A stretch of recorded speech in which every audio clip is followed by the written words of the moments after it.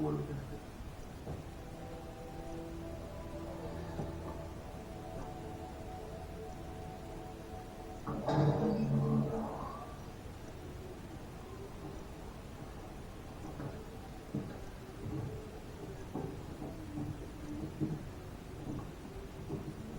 I always thought, like, what if you were to, like, parachute to the top of a mountain or something?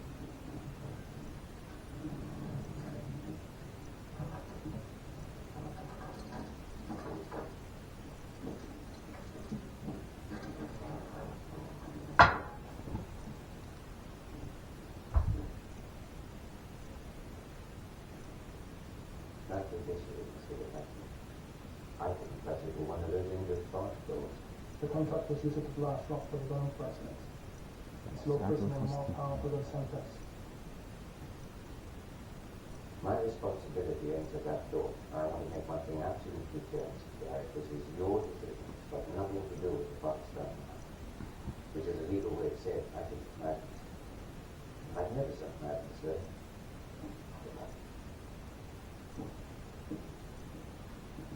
Stop! No, nothing. Everybody keep very still.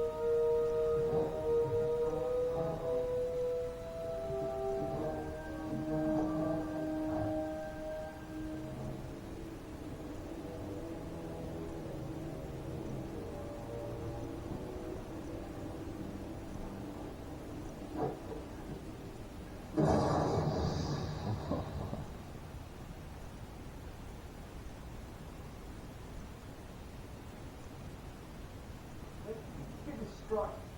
You want to go up there here with a human knife on your back and hope it does the job. That's right. That's right. 100,000 sperm and you were the fastest. The ship here is agreed to go, so I need 4 more. That's going to be a speed of set climbing and pairs 1 canister per team. It was not. Why everyone want their lives, Paul?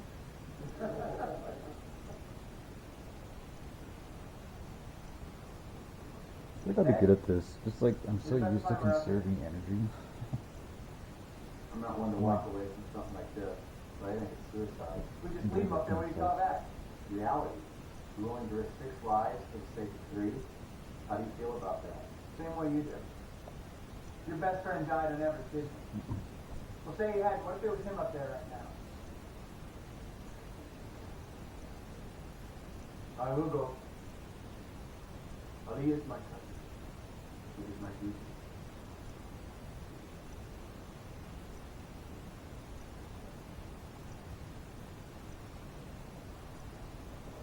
How about it, Mal? You and Cyril have been out there before. Nah. I mean, what we in what? Use accommodation, one cuisine, something where that cost what? Top of my dick. You know, I reckon we should like up on the street. Damn, but I can imagine coming from the that's what you do some crying, man. Especially on that complete autobiography. And rush me up those all important endorsements, you wankers! Hey? What's bloody wrong with you? Larry, Thank you.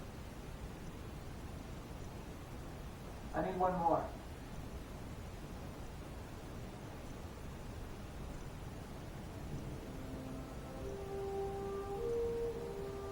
I'll write a check now for anyone who goes. Whether Elliot makes it or not, I'll be waiting for you when you get back. $500,000.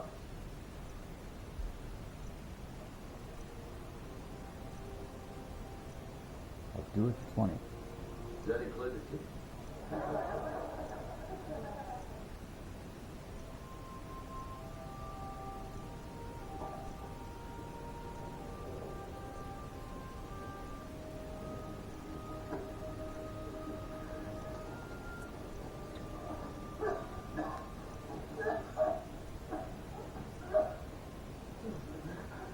My brother talked to me on the guy explosives.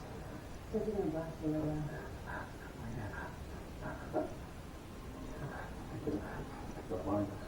You ever tried climbing over there? And just dig your way out? This time it's gonna kill us.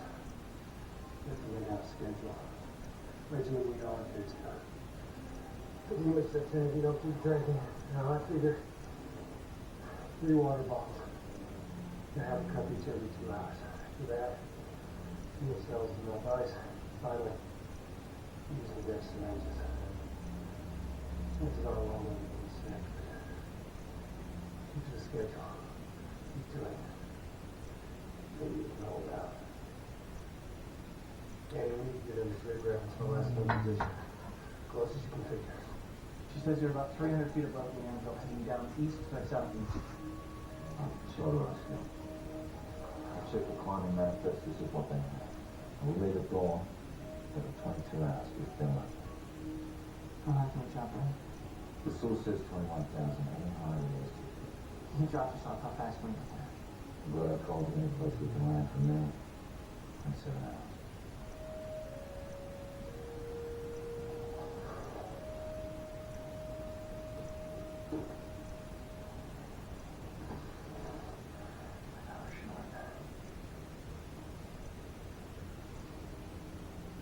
Montgomery would.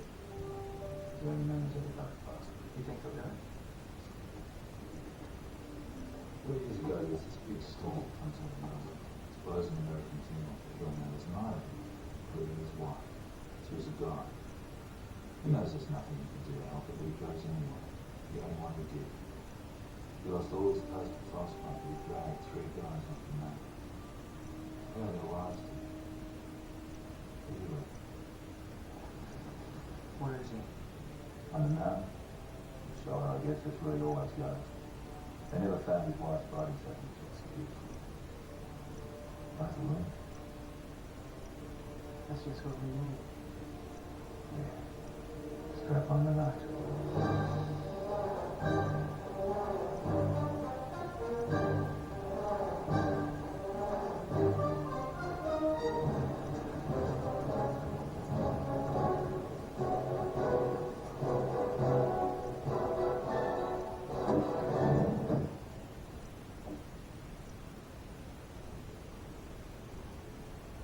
Well, that's a bloody great idea, right? Straight next to the night track and go, throw one idea in the noise, hope it lasts.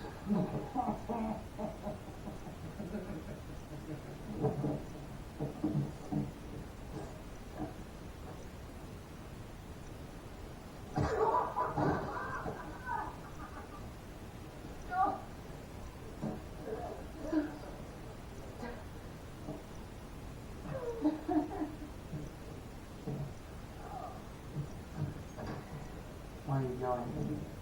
The money, of course. Steve hasn't paid any money months, maybe nobody will ever know. You climb?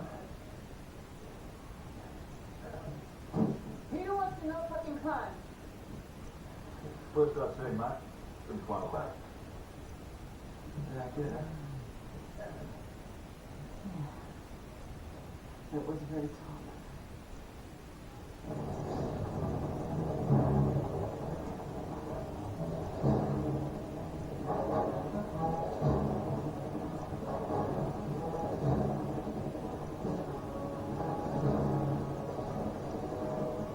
What the hell are you doing? I'm trying to kiss my ass goodbye.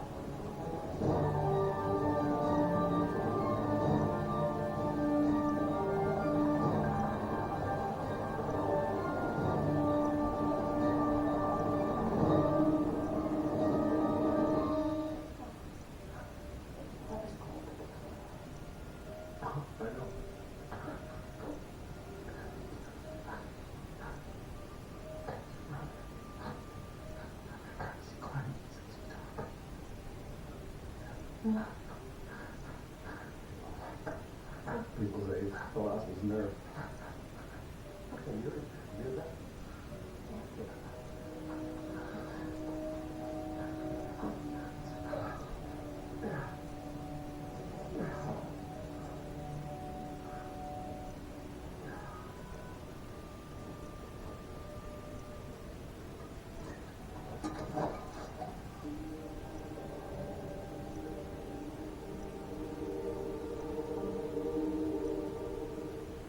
Hey, it's a pack. Quick.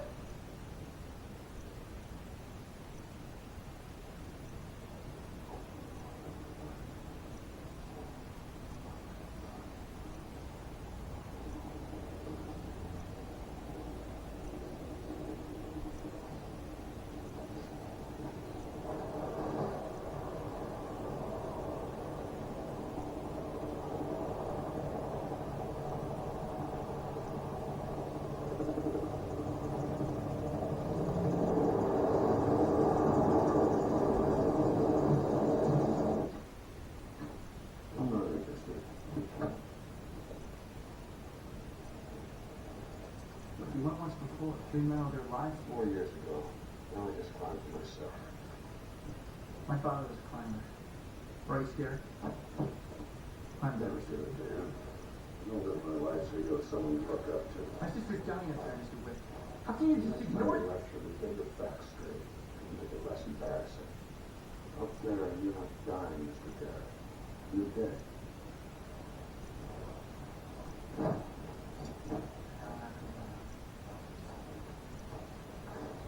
Once people are up in front, maybe that'll make a difference. Why do you do that? Why?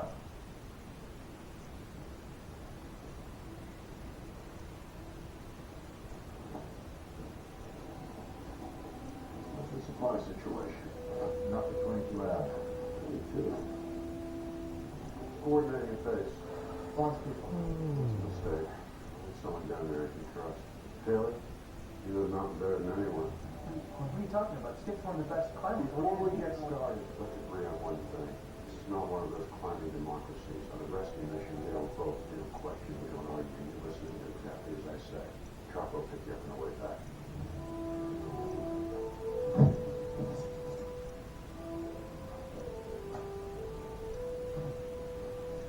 Right, here's how we'll split it up. Malcolm, you'll climb with Kareem. Cyril, you'll... Oh, bloody one. You've been up the mountain too long, mate. You've forgotten the rules. Never heard of a place called Mars. Don't play cards with a fella named Doc and whatever else you may do. You never ever climb. Don't be good for my brother. Frankly, I'd rather climb with a zero. I'll tell you my rules. I'm putting a strong climber with a weaker one. You'll climb with Kareem. Mr. Garrett, you'll be climbing with me. Cyril, guess what? Darling, it's a small life. Now it's the second best thing we can do in your life, son.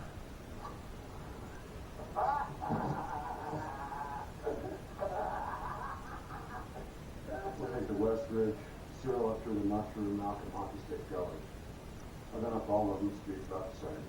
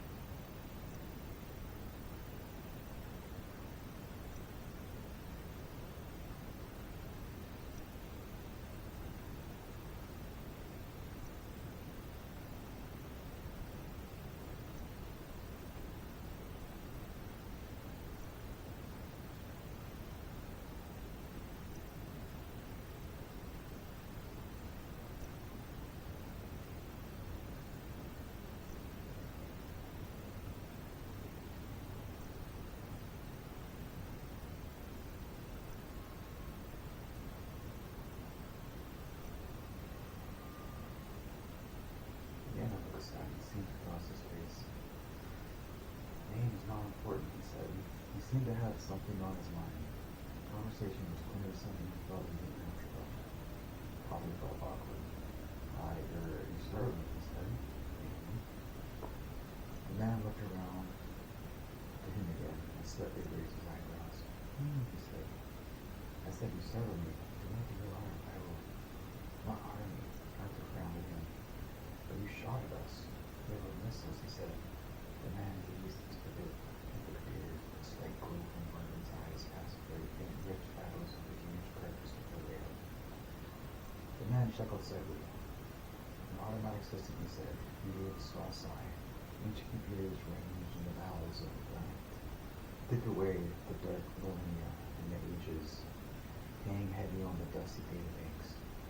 I think they take the occasional pot shot to relieve the autonomy. He looked gravely at Arthur and said, I'm a great fan of science, you know.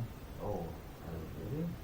Said Arthur, who was beginning to find the man's curious and kindly manner disconcerting. Disconcerting? Oh yes, said the old man and simply stopped talking again. Ah, said Arthur. He had an odd feeling of being like a man in an act of adultery who was surprised when the woman's husband wanders into the room, changes his trousers, passes a few idle remarks about the weather, and leaves again. You seem completely said the old man with clear concern. No.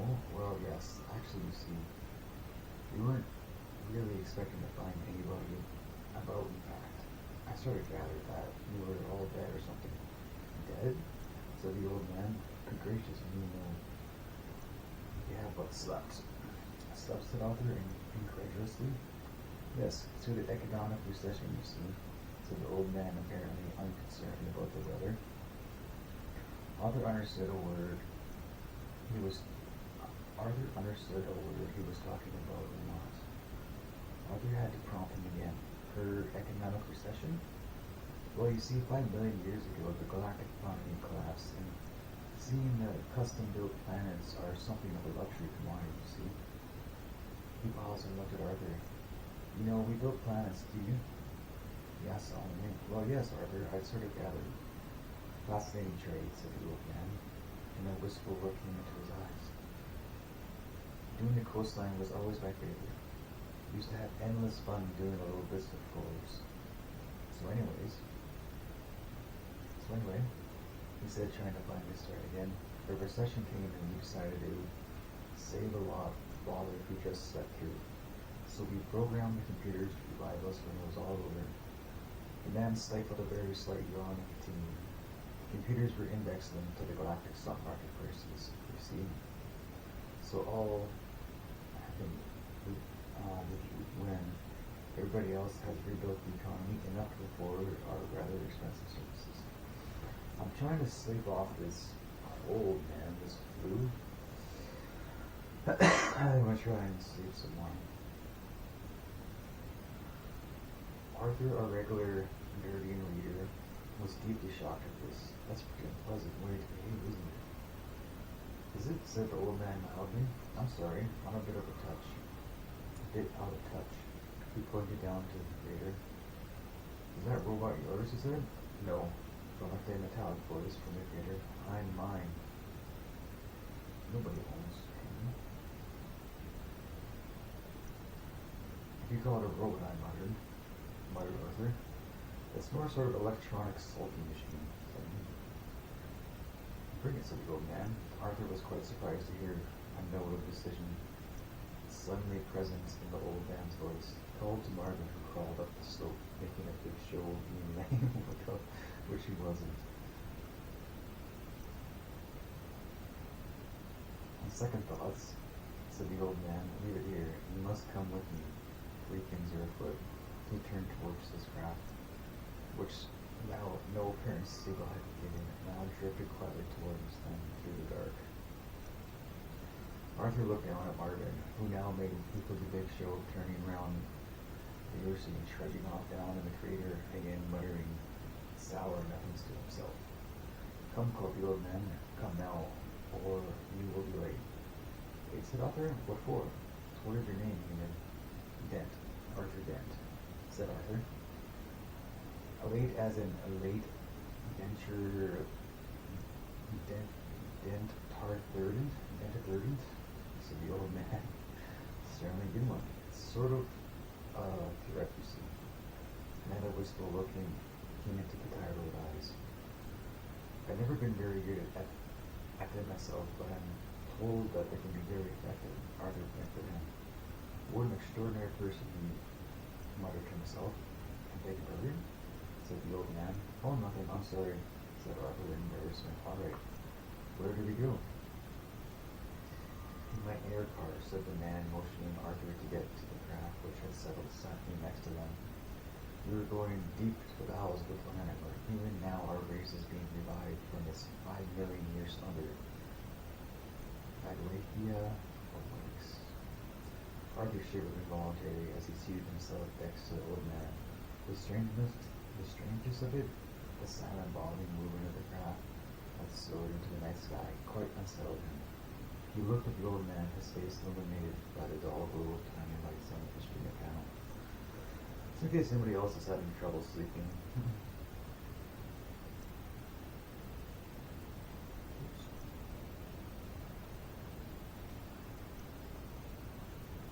A little time out.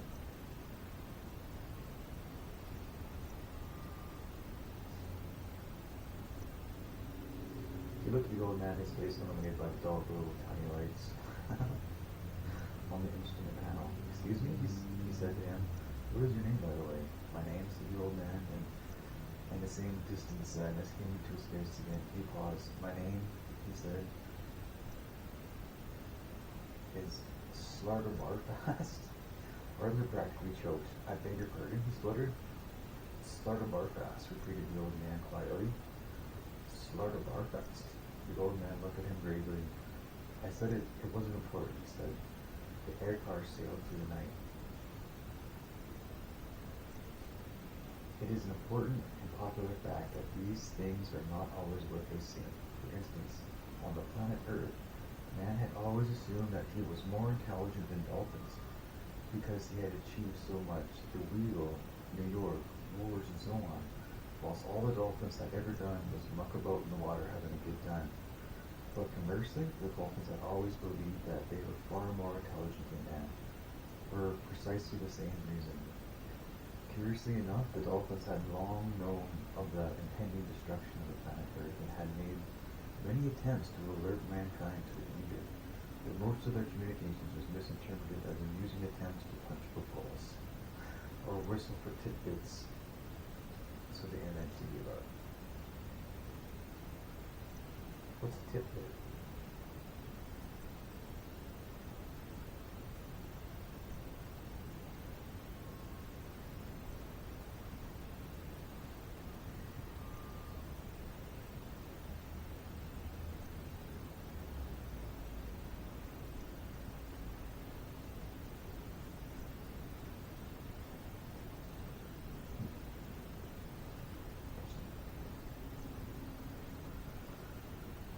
Left Earth by their own means shortly before the Wurrongs arrived.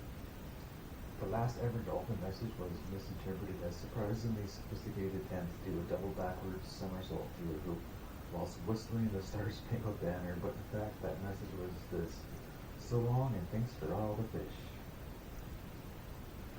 In fact, there was only one species on the planet more intelligent than dolphins, and they spent a lot of their time in behavioral research laboratories, running round inside wheels, conducting frighteningly elegant and subtle experiments on man. The fact that once again man completely misinterpreted this relationship was entirely according to the creature's plans. Silently the air car coasted through the cold darkness. A single soft glow of light was utterly alone in the deep Magathian night. It sped swiftly. Arthur's companion seemed to sink in his own thoughts, and when Arthur tried on a couple occasions to engage with him in conversation again, he would simply reply by asking if he was comfortable enough, and then left it at that.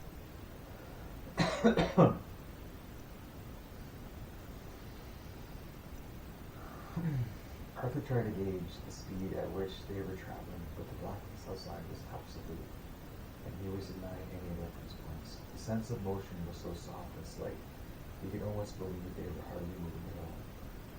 Then a tiny glow of light appeared in the far distance within seconds, had grown so much in size that Arthur realized it was traveling towards him at a colossal speed. And he tried to make out what sort of craft it might be. He peered at it, but was unable to discern any clear shape, and suddenly gasped in alarm as the air car dipped sharply and headed down towards what seemed certain to be collision course. Their relative velocity seemed unbelievable, and Arthur had hardly time to draw breath before it was all over. The next thing he was aware of was an insane silver blur that seemed to surround him. He twisted his head back sharply around and saw a small black point dwindling rapidly in the distance behind them. And it took him several seconds to realize what had happened. They had plunged into the tunnel in the ground. The colossal speed had been their own relative to the glow of the light which was stationed in a hole in the ground. The mouth of the tunnel. The insane blur sliver was the circular wall of the tunnel which they were shooting, apparently at several hundred miles an hour. He closed his eyes in terror. After a length of time which he made no attempt to judge, he sensed a slight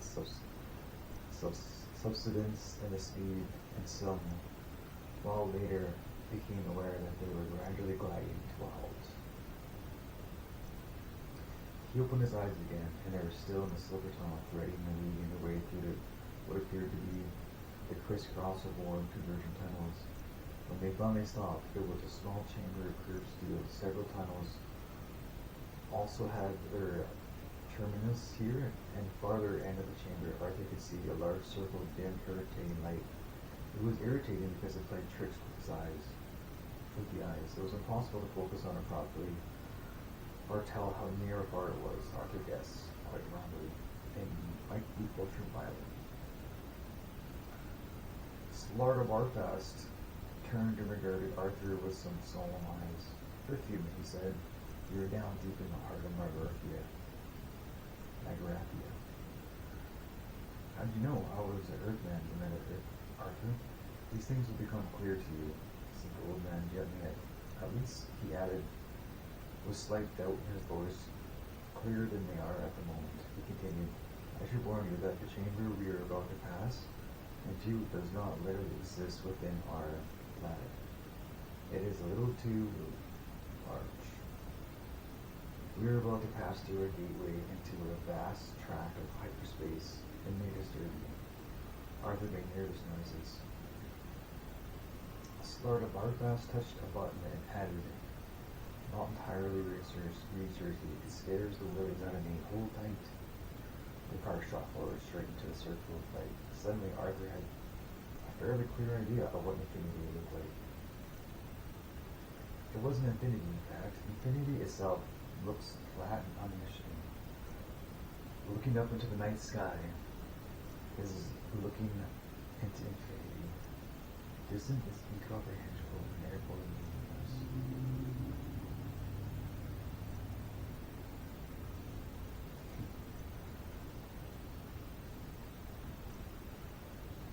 The chamber into which the air car emerged was anything but infinite.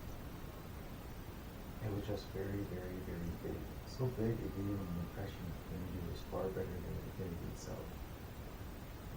Arthur's senses followed this in span as traveling at the immense speed. He knew the air car attained. They climbed slowly through the open air, leaving the gateway through which they had passed, an invisible pinprick in the shimmering wall behind them. The wall defied imagination, seduced it, and defeated it. The wall was so paralyzingly vast and sheer that its top, bottom, and sides passed away beyond the reach of sight, the mere shock of vertical fulfillment. The wall appeared perfectly flat. It would take the finest laser measuring equipment to detect that it is, as it climbed apparently infinity as it dropped visibly away as it planned out either side. It also curved. It bent itself again 13 light seconds away. In other words, the wall formed the inside of a hollow sphere. A sphere over 3 million miles across, flooded with unimaginable light. Welcome to the Starter Bypass, as the tiny speck that was the archive traveling now at 3 times the speed of sound crept imperceptibly forward into the mind-boggling space. Welcome, he said, to our factory floor. Arthur stared about him in a kind of wonderful horror. Ranged away before them, at distance he could neither judge nor even guess at, were a series of curious suspensions, delicate traceries in them, of metal and light hung about. Shadowy figureful shapes that hung in the space. This, said Slaughter Barfast, is where we make the most of our planets, you see. You mean, said Arthur, trying to form the words. You mean you're starting it up all again? Oh no, good heavens, no, exclaimed the old man. No, the galaxy isn't nearly rich enough to support us yet. No, we've been awakened to perform just one extraordinary commission. For very special clients from another dimension. They may interest you. They're in the distance in front of us. Arthur followed the old man's finger till he was able to pick up the floating structure he was pointing out. It was indeed the only one of many structures that betrayed any sign of activity about it. Now he was more a subliminal impression than anyone could put one's finger on. At that moment, however, a flash of light arced through the structure and revealed in stark relief the patterns that were formed by the dark sphere within.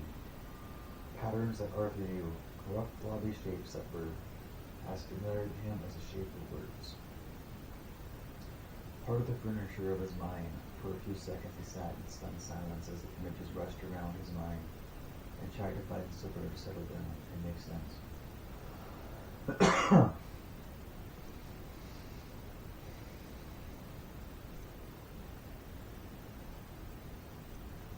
Part of his brain told him that he knew perfectly well what he was looking at and what the shapes represented, whilst another quite sensibly refused to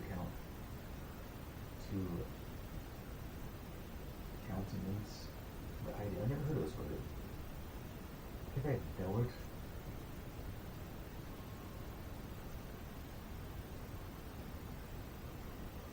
Sound for face facial terms. Oh, I don't know what that means.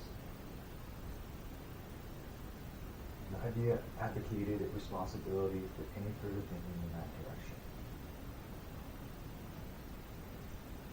The flash came again, and this time there could be no doubt that Earth whispered Arthur. Well, the Earth Mark II, in fact. Instead, Starterfast cheerfully, we're making a copy from our original blueprints. I thought this was like at the end of the movie. There was a pause. Are you trying to tell me, said Arthur slowly, and with control, that you originally made the Earth? Oh yes, it started Barfast. Did you ever go to a place, I think it was called Norway? No, said Arthur. No, I didn't. Pity, said Starter Barfast. That was one of mine. One in the wood, you know? Lovely crinkly edges. I was supposed to step to here about this destruction. You were upset. Yes, 5 minutes later. And it wouldn't have mattered so much. It was quite a shocking cock-up. Huh? Said Arthur. The mice were furious. The mice were furious? Oh yes, said the old man mildly. Is this like from yesterday? Are we still, has this not been updated? I thought I kind of showed you on the location of farms. I didn't realize this was like a thing, man, but thinking back, I remember there was times where like I went to sleep with this camera and I was like, I would wake up and there would be like all this shit, like fucking waterfalls and like I've been up to something all through the night, right? I was like, I remember there's the longest time I was like, what the fuck is going on at nighttime? I was like, I'm just sleeping, I don't get this. And there's a period of time, this is kind of embarrassing, I thought while I was sleeping, I was doing things I didn't know about, if you catch my drift. And I remember being so embarrassed and thinking, holy fuck.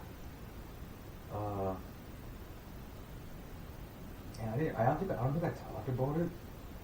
I maybe kind of brought it up a little bit, I think. I can't remember. But, yeah.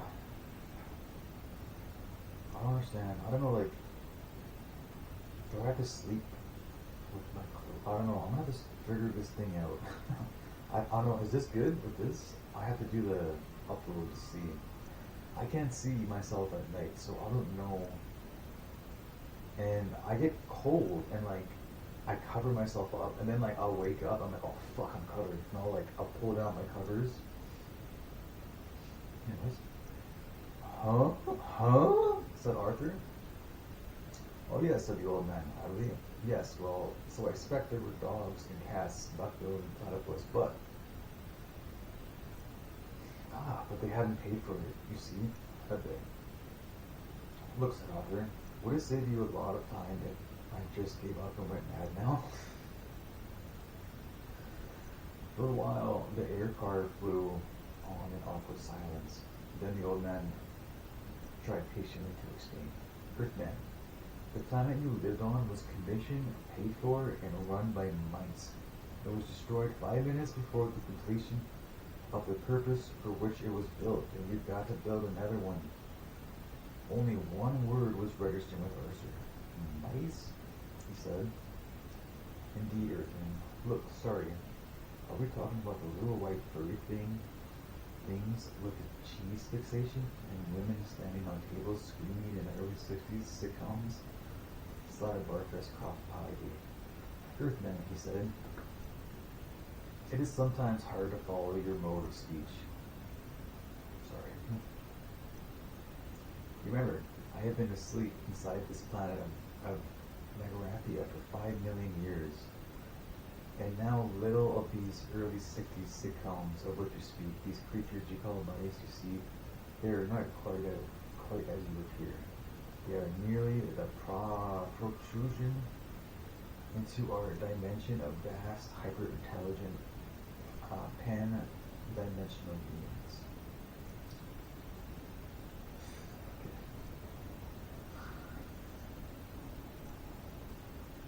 The whole business with the cheese and the squeaking is just a front.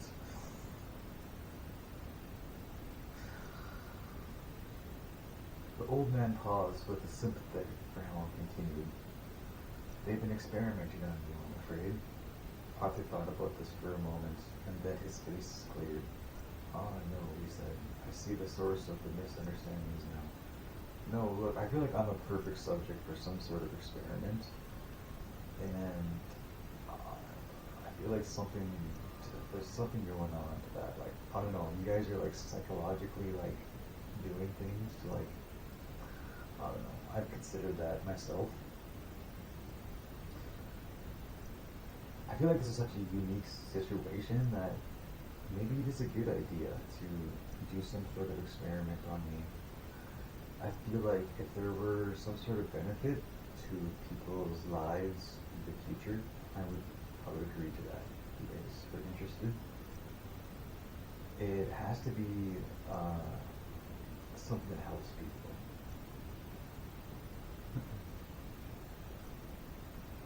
That I would agree to. No, he said. I see the source of the misunderstanding now. No, look, you see, what happened was that we used to do experiments on them. They were often used in the behavioral research, Pavlov and all sorts of stuff.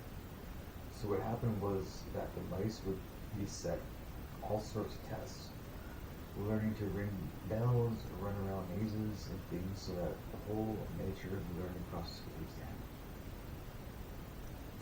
From our observations of their behavior, we were able to learn all sorts of things about our own. Arthur's voice tailed off. Such subtlety, such start of our best.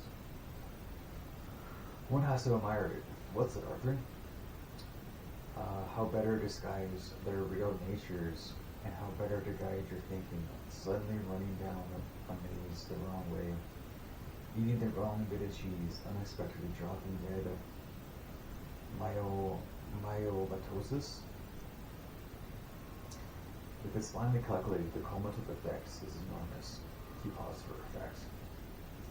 You see, Earthman, they really are particularly clever, hyper-tough, intelligent, pan-dimensional beings. Your planet and people have formed the matrix of an organic computer running a 10 million year research program. What if Earth is a research program? It would make sense. Let me tell you the whole story. It'll take a little time.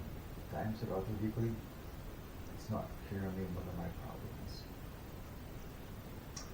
What was I going to say? I feel like this book, it's almost like they're designing worlds, right? They're creating and designing planets. In a way, it's kind of like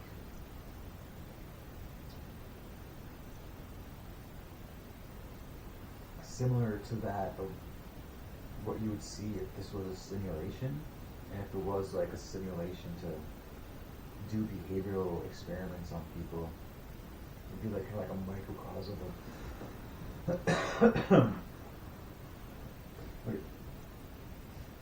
there are, of course, many problems connected with life, of which some of the most people are, why are people born? Why do they die? Why do they want to spend so much of the intervening time wearing digital watches? Many, many millions of years ago was a race of hyper-intelligent pan-dimensional beings whose physical manifestation in their own pan-dimensional universe is not dissimilar to our own.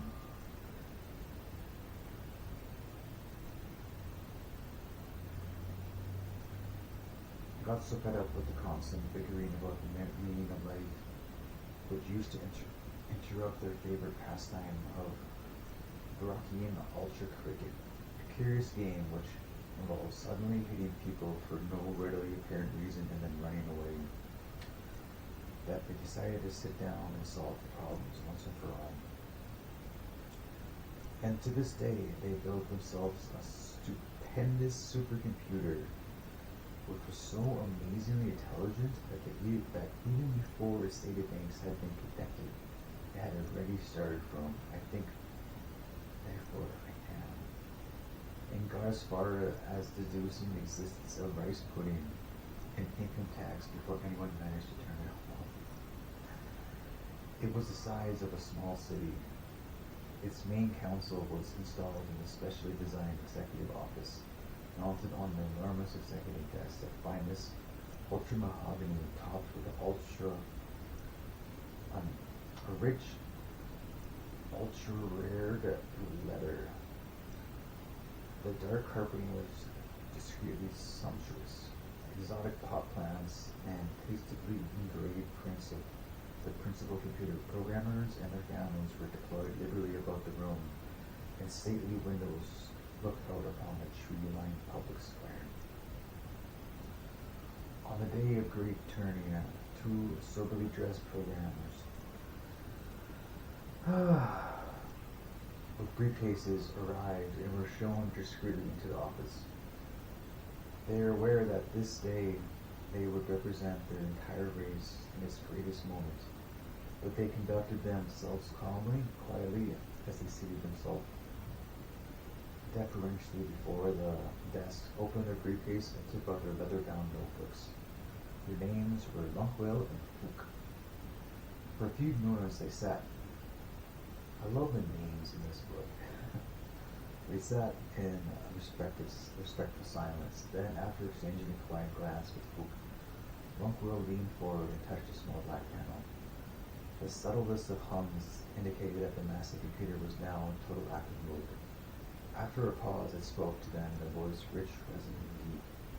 It said, "What is the great task for which I, deep thought, the second greatest computer in the universe of time and space, have been called into existence?"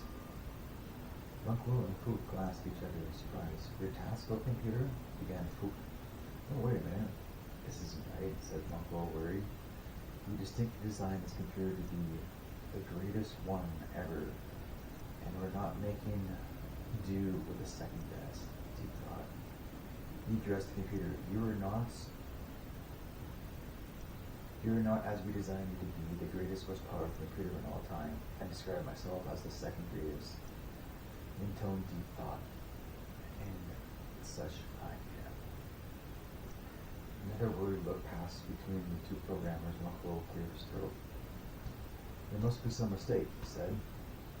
You are not a greater computer than the milliard gargantua brain at the maximilian, which can count all the atoms in a star in a millisecond. The milliard gargantua brain, said he thought, unconcealed contempt. A mere abacus mentioned it not, and you are not, said Fook, leaning anxiously forward. A Greek analyst, then the Googleplex star thinker in the seventh fallacy of light, and ingenuity which can calculate the trajectory of every single dust particle throughout a 5-week Daggerware beta sand blizzard. Holy shit, that's crazy. That's a good computer.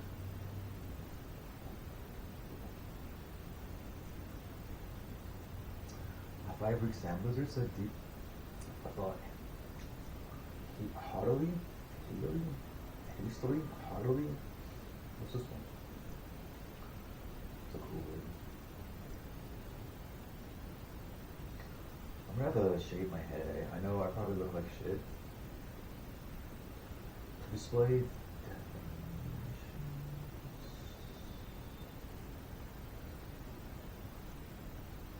You ask this of me, who have contemplated the very vectors of the atoms in the Big Bang itself. Molest me not with this pocket calculator stuff. What? The two programmers sat in uncomfortable silence for a moment, then Luckwell leaned forward again.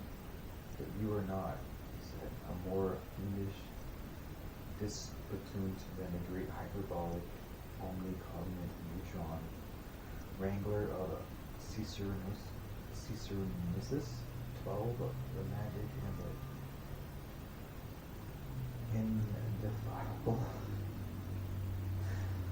You gotta do this again? Okay, the great hyperbolic omnicognate neutron wrangler, said Deep Thought, thoroughly rolling his R's. Hyperbolic omnicognate neutron wrangler, said Deep Thought, thoroughly rolling his R's. Could talk all 4 legs off him. Arcaturing naked monkey. But only I could persuade it to go for a walk afterwards. Then what? Asked Fook. Is the problem? There is no problem, said Deep Thought. With magnificent ringing tones, I'm simply the second greatest computer in the universe in space and time. But the second, insisted Bunkwell. Why do you keep saying the second? You're surely not thinking of the multi-chord Perspektron Titan Muller, are you? Or the Pondermatic? Or the contemptuous lights flashed across the computer's console? I spare not a single unit of thought on these cybernetic simpletons. He boomed. I speak of none of the computer that is to come after me. Fook was losing patience. He pushed his notebook aside and muttered, I think this is getting needlessly messianic. After that, my muscles are starting to twitch.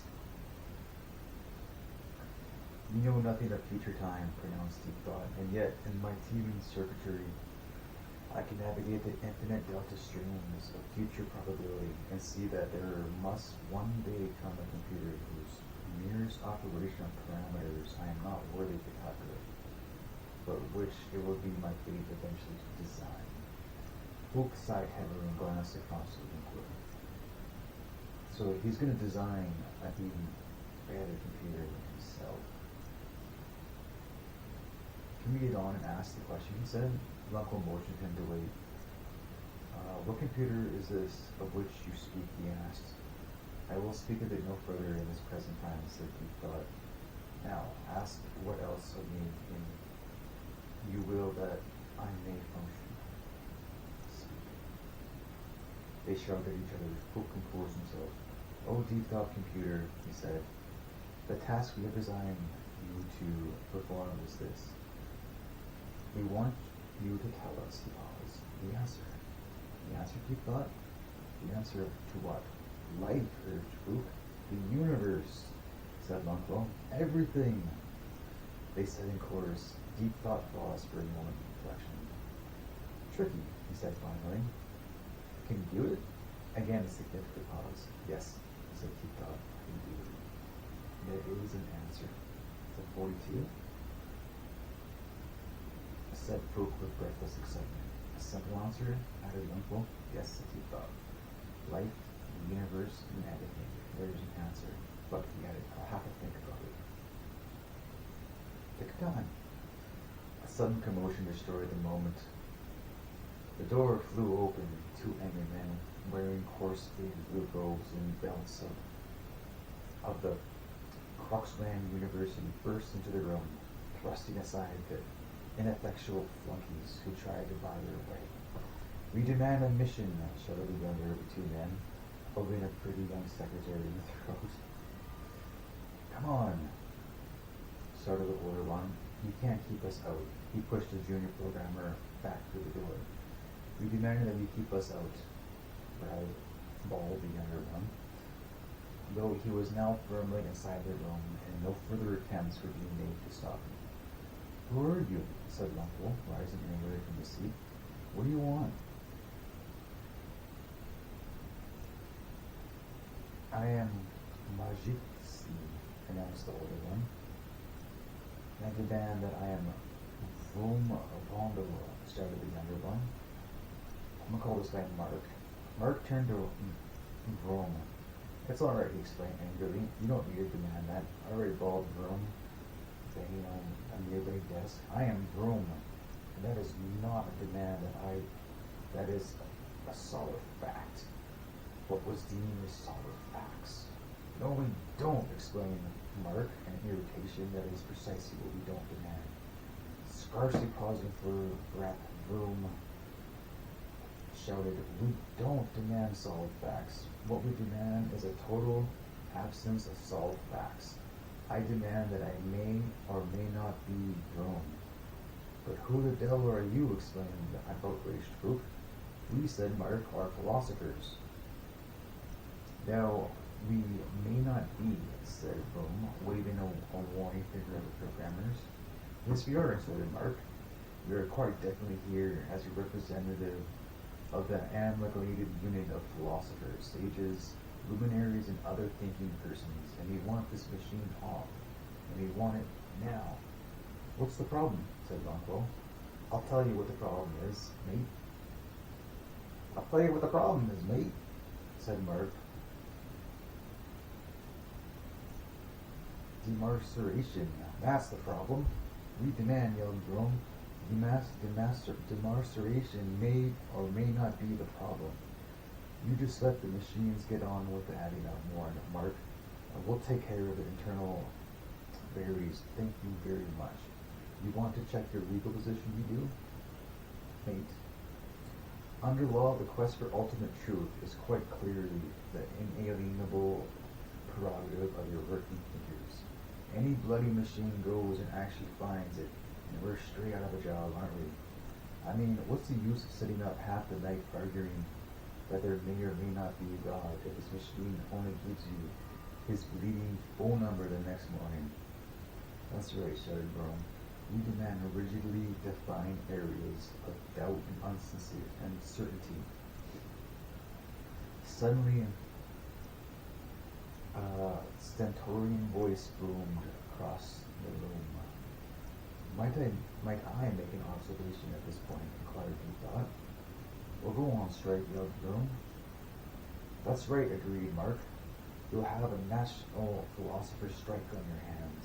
The hum level in the room suddenly increased as several ancillary base-driver units mounted in sedately carved and varnished cabinet features around the room cut in cut in to give deep thought voice a little more power.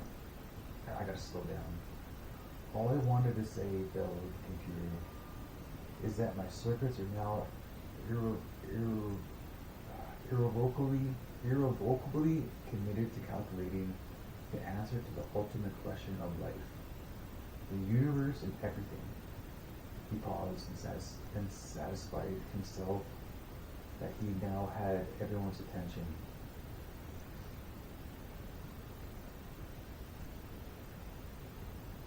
Do I have to sleep? I gotta rethink this thing, man. I think you're messing with me.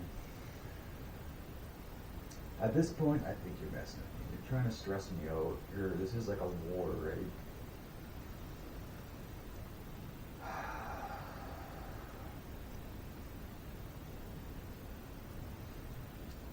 I paid $10 to be like abused. Before continuing more quietly, but the program will take me a little while to run.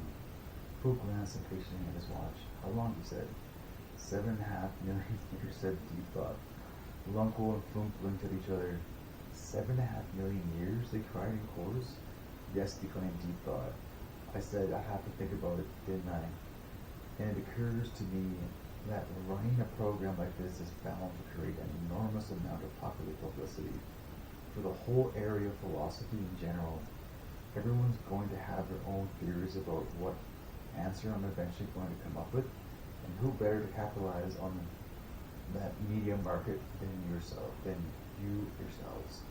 So long as you keep disagreeing with each other violently enough and slagging each other off and the popular press, and so long as you have clever agents, you can keep yourselves on the gravy train for life. How does that sound? The two philosophers gasped him. Bloody hell, said Mark. Now this is what I can call thinking. Here, Bruno. What do we think of things like that?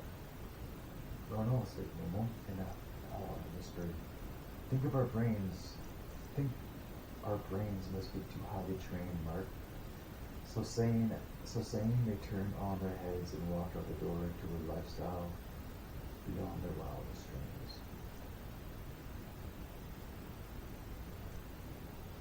I'm craving something salt. I need something salty.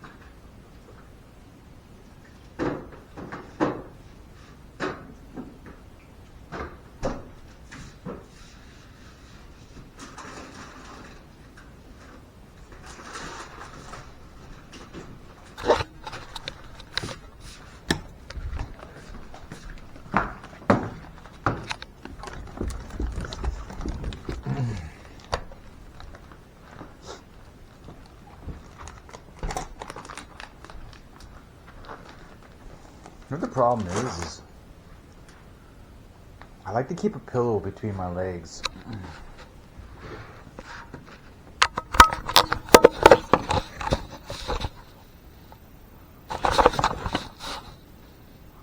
I'll look at the footage and I'll figure out some sort of body position. That's kind of crazy. This whole experience, anytime there was a possibility that I could have done something,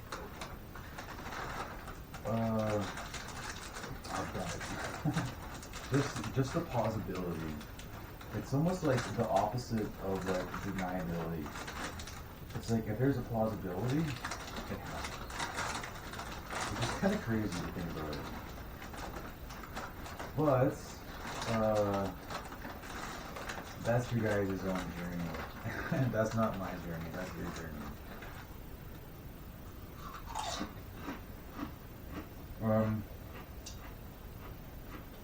I think if you can continue down that path, it might lead you in the wrong direction. Yes, very solitary, said Arthur, after Slaughter-Bars had related the salient points of the story to him. But I don't understand what all this has got to do with Earth and mice and things.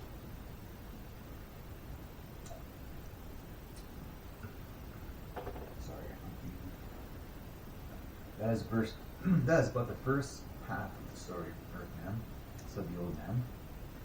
If you would care to discover what happened 7.5 million years later, on the great day of the answer, allow me to invite you to my study where you can experience the events yourself on the sensotape records. That is, unless you would care to take a quick stroll on the surface of the Earth, New Earth. It's only half completed, I'm afraid. We haven't even finished burying the artificial dinosaur skeletons in the crust yet. Then we have the tertiary, quaternary periods of the Cenozoic era to lay down, and no thank you, said Arthur. It wouldn't be quite the same. No, said Slaughter-Barkas, it won't be. And he turned to the air car. He turned the air car around and headed back towards the mind-numbing wall. Back to the wall. Slaughter-Barkas' study was a total mess, like the results of an explosion in a public library. The old man frowned as they stepped in. I cleaned my office. It's cleaned now. Terribly unfortunate, he said. I diode a blue in one of the life support computers. When we tried to revive our cleaning staff, we discovered they'd been dead for nearly 30,000 years. Who's going to clear away the bodies? That's what I want to know. Look, why don't you sit yourself down over there and let me plug you in? He gestured Arthur towards a chair, which looked as if it has been made out of a ribcage of a Stegosaurus. It was made out of the ribcage of a Stegosaurus, explained the old man as he puttered out fishing bits of wire out from under the tottering piles of paper and drawing instruments. Here, he said, hold these, and passed a couple of striped wires to the Arthur. The instant he took hold of them, a bird flew straight through. He was suspended in midair and totally invisible to himself. Beneath him, he was a pretty little lime tree city square. And all around it, as far as the eye could see, were white concrete buildings of airy, spacious design, but somewhat the worse were where many were cracked and stained with rain. Today, however, the sun was shining, a fresh breeze danced slightly through the trees, and the odd sensation that all the buildings were quietly humming was probably caused by the fact that the square and all the streets around it were thronged with cheerful, excited people.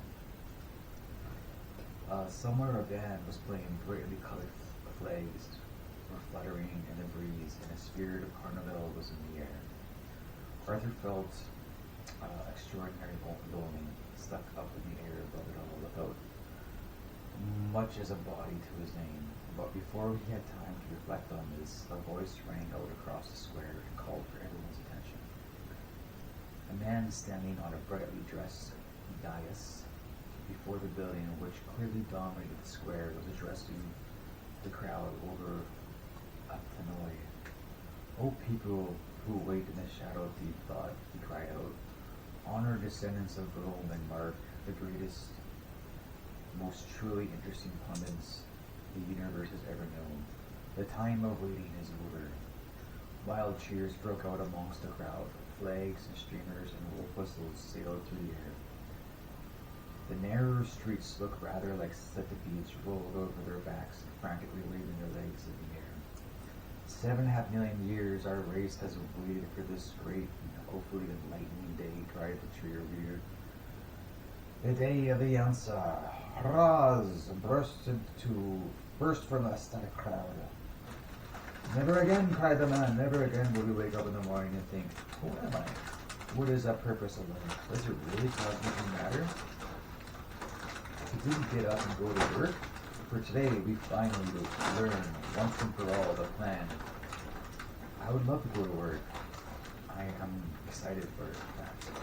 And simple answers to all these nagging little problems of life, the universe, and everything.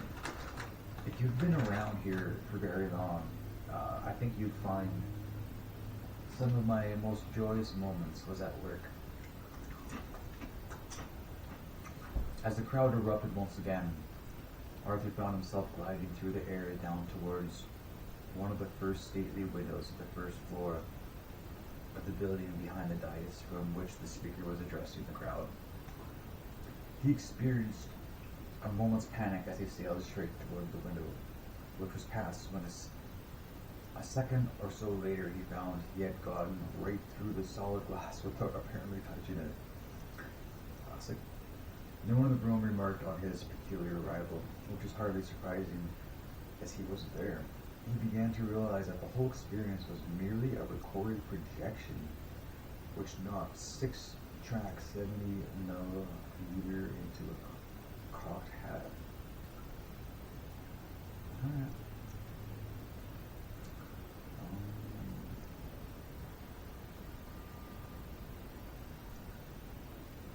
Is this all just a fucking projection? Am I like a turtle's thought? I exist for like a moment in the mind of a turtle, and then that's it. But I perceive it as a lifetime. What was only a moment for him was an entire lifetime for me. The room was much as Star Bartos described it. 7.5 million years. It had been well looked after and cleaned regularly every century or so. The ultra mahogany desk was worn at the edges and the carpet a little dated now, but the large computer terminal sat in sparkling glory on the desk's leather top, as bright as it had been constructed yesterday. Two severely dressed manhuds sat respectfully before the terminal and waited. Time is nearly upon us, said someone, and Arthur was surprised to see a word suddenly materialize in thin air. Just by the man's neck, the word was Runqual, and it flashed a couple of times and then disappeared again.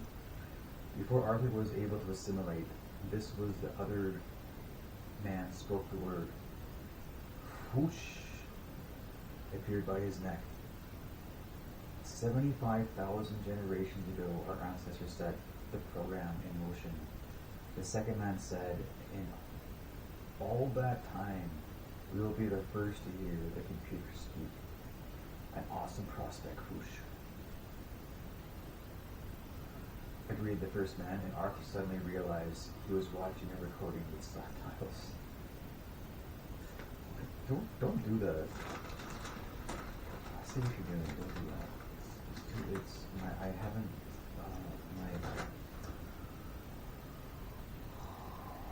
The universe said equal everything. Shh. Said equal with a slight gesture. I think God's prepared to speak. Prepared to speak. There was a moment expectant pause whilst panels slowly came to life on the front of the council. Lights flashed on and off experimentally and settled down in the business-like pattern. A soft, low hum came across the communication channel. Good morning, said Deep Thought, or at last, good morning, O Deep. O Deep Thought, said Runqual nervously. Do you have, that is, an answer for you? Interrupted Deep Thought majestically. Yes, I have. The two men shivered with expectancy. Their waiting had not been in vain. There really is one brief whoosh. There really is one confirmed deep thought. To everything, to the great question of life, the universe, and everything. Yes, both the men had trained for this moment. Their lives had been a preparation for it. They had been selected at birth as those who would witness the answer. But even so, they found themselves gasping and screaming like excited children. And you ready to give it to us? Urged the oh, I am. Now? Now. They both let their dry lips. Now, I don't think, added Deep Thought, that you're going to like it. It doesn't matter, said Koosh. You must know it now. Now? Inquired Deep Thought. Yes, now. All right, said the computer. He settled into silence again. Two men fidgeted. Their tensions was unbearable. You're really not going to like it, observed Deep Thought. Tell us. All right, said Deep Thought. And to answer the question, yes. Of life, the universe, and everything, said Deep Thought. Yes. Is, Deep Thought said and paused. Yes. Is, yes. 42. With infinite majesty calm.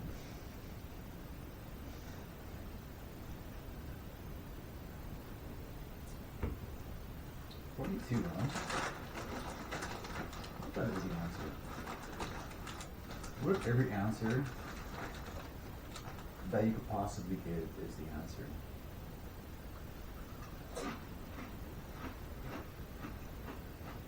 The answer to everything is everything. Think about it.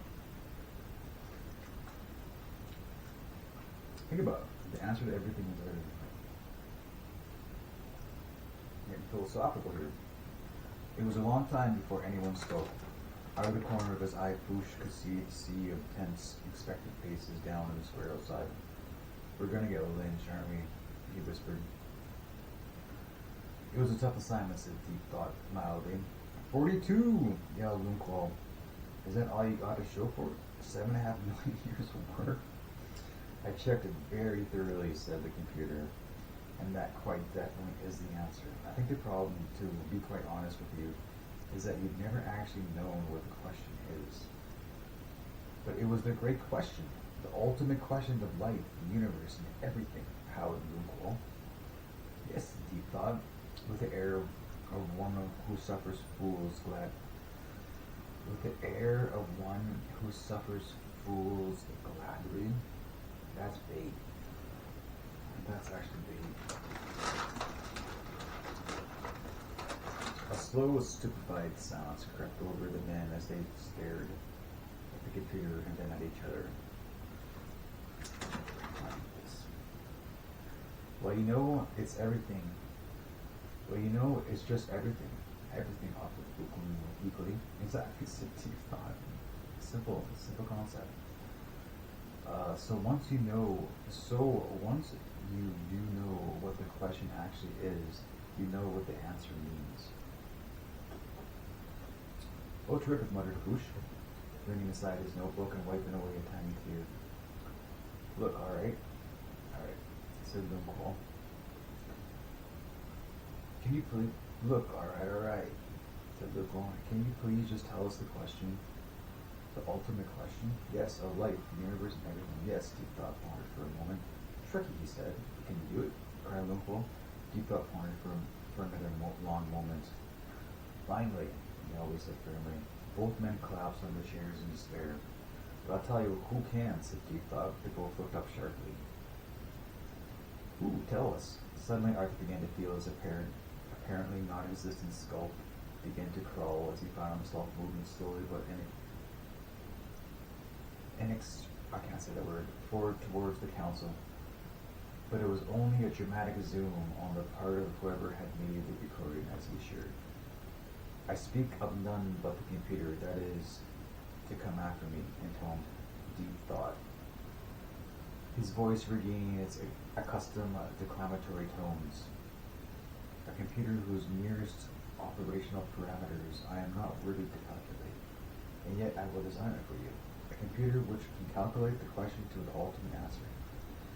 A computer of such infinite and subtle complexity that organic life itself shall form part of this operational matrix, and yourselves shall take on new forms and go down into the computer to navigate its 10 million year program. Yes, I shall design this computer for you, and I shall name it unto you, and it shall be called the Earth. Hoosh gasped in deep thought. What a dull name, he said, and great incisions appeared down the length of his body. Runqual soon suddenly sustained horrific gashes from nowhere. The computer council blotched and crashed. The walls flickered and crumbled, and the room crashed upwards into its own ceiling. Sardabarkos was standing in front of Arthur holding the 2 wires. End of the tape, he exclaimed.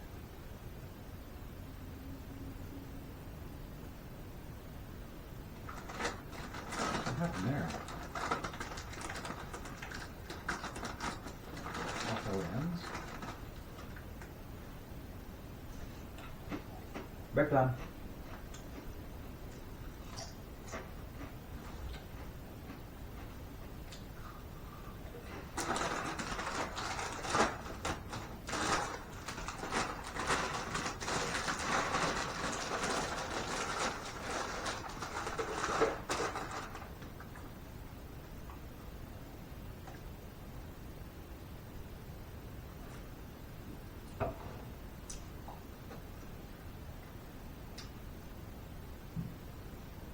Sleep. Zaphoid, wake up. Hey, come on, wake up. Just let me stick to what I'm good at. You know? Muttered Zaphoid and rolled away from the voice back to sleep. Do you want me to kick you? Said Ford. Would it give you a lot of pleasure? Said Zaphoid believingly. No, nor me. So what's the point? Stop bugging me. Zaphoid curled himself up. He got a double dose of the gas, said Julian, looking down at him with 2 windpipes. And stop talking, said Zaphoid. It's hard enough trying to sleep anyway. What's the matter with the ground? It's all cold and hard. It's gold, said Ford. With an amazingly epileptic movement, Zaphoid was scanning the horizon, because that was how far the gold ground stretched in every direction, perfectly smooth and solid. It gleamed like it's impossible to say what it gleamed like, because nothing in the universe gleams in quite the same way the planet that made of solid gold does. I think how heavy that would be. Like, gold's heavy. Think of the sheer weight. And think about the pressure inside the middle of that planet, because the gravity gets stronger and stronger and stronger. You could probably create new elements on the pure table because of all the pressure that's inside. I guess it would be probably not too much unlike a star or some sort of bigger.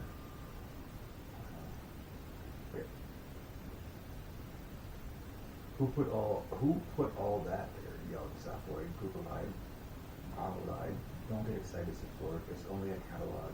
Who? A catalog's a Trinian, an illusion. How can you say that? Cried Zaphoid, falling to his hands and knees and staring at the ground. He poked it and prodded it. It was very heavy and very slightly soft. He could mark it with his fingernail. It was very yellow and very shiny. And when he breathed on it, his breath evaporated off it very peculiar and special way that breath evaporates off solid gold. Trillian and I came around for a while ago, said Ford. We shouted and yelled till somebody came, and then carried on shouting and yelling until they got fed up and put us on their planet catalog to keep us busy till they were ready to deal with us. This is all stencil tape. Zaphoid stared at him giggling. Ah, shit, he said. You wake me up from my own perfectly good dream to show me somebody else's. He sat down and huffed. What's that series of allies over there? He said. Hallmark, said Ford. We had a look. We didn't wake you earlier, said Trillian. The last planet was knee-deep in fish. Fish? Some people like the oddest things. And before that, said Ford, you had platinum, a bit dull. We thought you'd like to see this one, though. Seas of light glared at them in one solid blaze, wherever they looked. Very pretty, said Zaphoid. Patully in the sky, a huge green Cadillac number appeared. It flickered and changed, and when they looked around again, so had the land. As with one voice, they all went, "Yush." The sea was purple, the beach they were on composed of tiny yellow and green pebbles, presumably terribly precious stones. The mountain in the distance seemed soft and undulating with red peaks. Nearby stood a solid river, each table with a frilly mauve parasol and a silver tassels. In the sky was a huge sign appeared, replacing the Cadillac number. It said, "Whatever your tastes, our gravity can cater for you. We are not proud."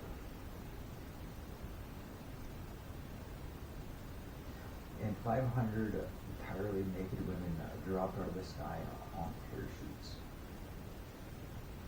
Huh? In a moment, the scene vanished and left them in a springtime meadow full of cows. "Ow," said Zaphoid, "my brains." "You want to talk about it?" said Ford. "Yeah, okay," said Zaphoid. All three sat down and ignored the scenes that came and went around them. "I figure this," said Zaphoid. "Whatever happens to my mind, I did it, and I did it in such a way that it wouldn't be detected by the government screening tests. And I wasn't to know anything about it myself." Pretty crazy, right? Yet another agreement. Is this a clue?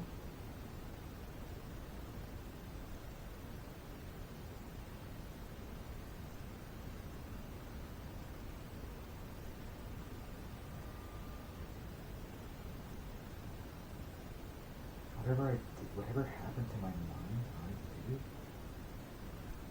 Probably true. I mean, I feel like there's probably other variables, but I'll get back into the swing of things. I think that's like, I can be like overly confident, and that gets me in trouble, because I feel like I can be like, "Oh fuck it, I'll get through this shit. Did it before, do it again. Hell yeah, fucking send it." That's not good. Don't do that. It's a mistake. It's a very bad mistake. So I reckon, what's so secret that I can't let anybody know I know it? So I reckon, what's so secret that I can't let anybody know I know it's not the galactic government, not even myself? Do I have a secret even I don't know about? And the answer is, I don't know, obviously, but I put a few things together and I can begin to guess. When I did decide to run for president, shortly after the death of President Eugene Franks, you remember Eugene Ford? Yes, of course. He was the guy we met when we were kids at the Arcturian captain. The Arcturian captain, he was a gas. He gave us conkers when you busted your way into the mega freighter. Said you were the most amazing kid he ever met. What's all this, said Trillian? Ancient history, said Ford.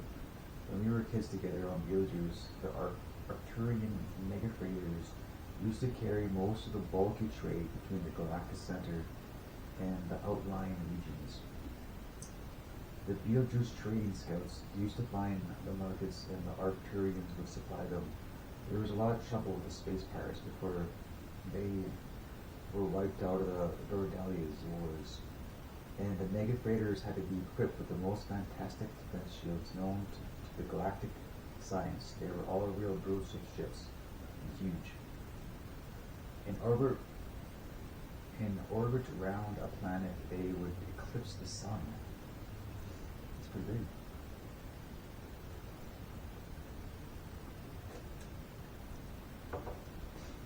One day, a young Sapphire here decides to raid one on a tri-jet scooter designed for stratosphere work. A mere kid. I mean, forget it. It was crazier than a mad monkey. I went for the ride because I've got some very safe money on him not doing it. I see what's going on here. Let me read this again. Okay. One day, young Zaphoid here decides to raid one on a tri-jet scooter designed for the stratosphere work. A mere kid. I mean, forget it. It was crazier than a mad monkey. I went along for the ride because I got some very safe money on him not doing it. And didn't want him coming back with fake evidence. So what happens? You get in this tri-jet, which had souped up into something totally other, crossed 3 parsecs in a matter of weeks. Burst our way into a mega freighter. I still don't know how. Barst on the bridge, waving a toy pistol to many conquerors. A wilder thing I have not known. Lost me a year's pocket money. For what? Conquerors.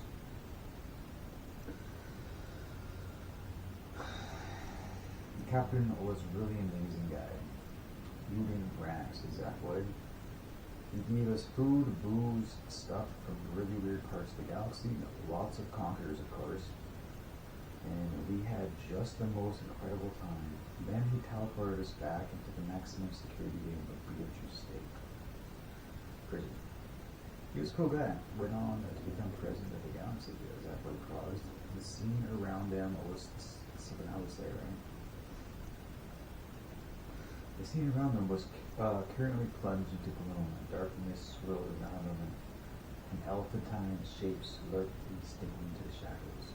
The air was occasionally rent with sounds of illusionary beings emerging other illusionary beings. Presumably, enough people must have liked this sort of thing to make it a paying proposition. Forward, says Zaphod quietly. Yeah? Just before Uden died, he came to me. Came to see me. What? He never told me. No. What did he say? What did he come to see you about? He told me about the heart of gold. It was his idea that I should steal it. His idea? Yeah, said Zaphod. And the only possible way of stealing it was to be at the launching ceremony. Or gaped at him in astonishment for a moment and then roared with laughter.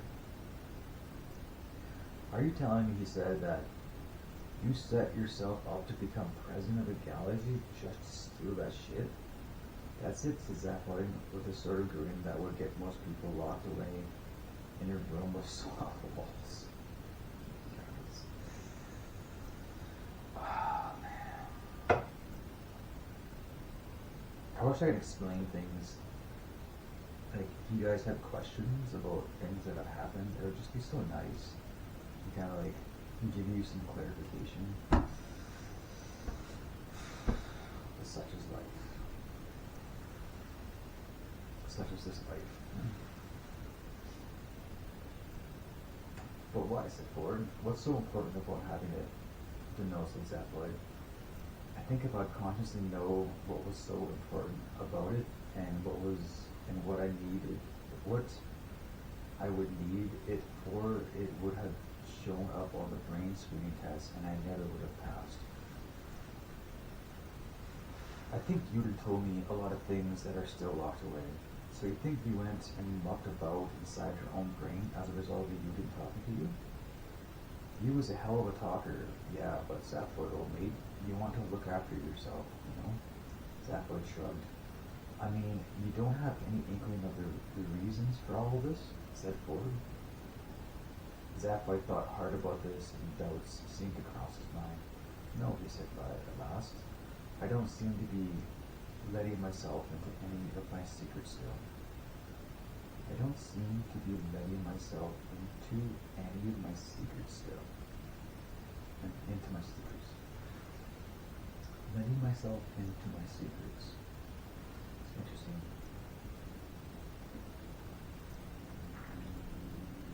He added on further reflection.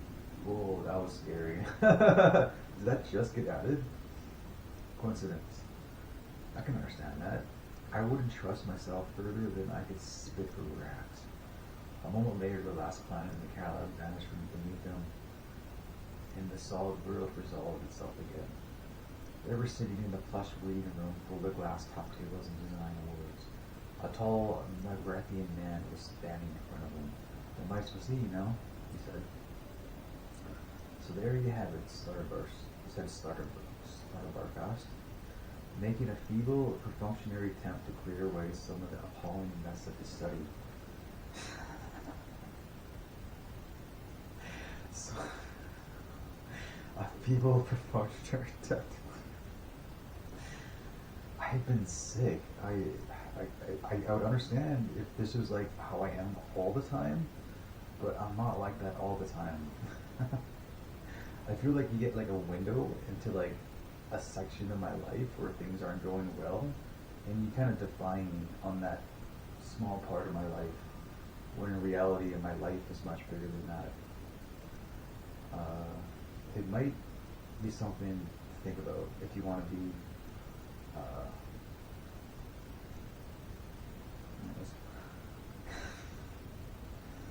he picked up a piece of paper from the top of the pile, but I don't think you're trying to like understand me. I think you're trying to describe me, which is part of the problem. The polymath of the study, he picked up a piece of paper from the top of the pile, but then couldn't think of anywhere else to put it. So he put it back on top of the original pile, which probably fell over. Deep thought designed the earth. We built it and he lived on it. And the Vogon scheme was destroyed 5 minutes before the program was completed.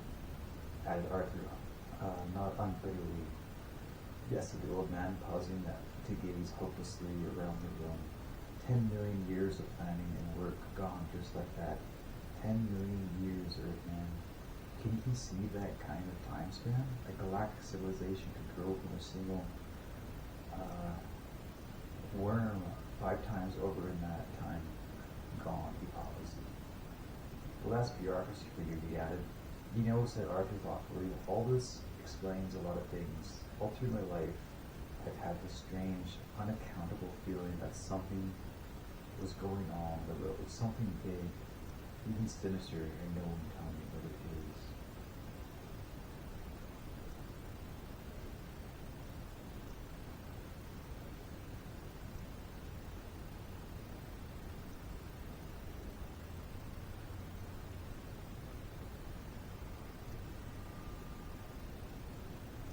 No, said the old man. That's just perfectly normal paranoia. Everyone in the universe has that. Have you ever looked at the definition of paranoia? I don't think it's being used here correctly.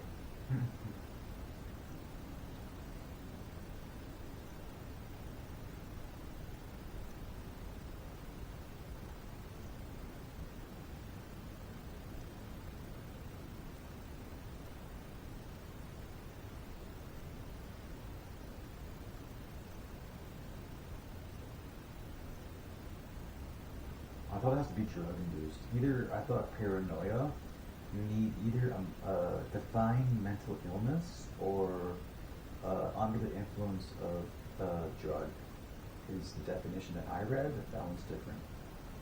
Everyone in the universe has that. Everyone said Arthur. Well, if everyone has perhaps, if everyone has that, perhaps it means something. Perhaps somewhere outside the universe we know.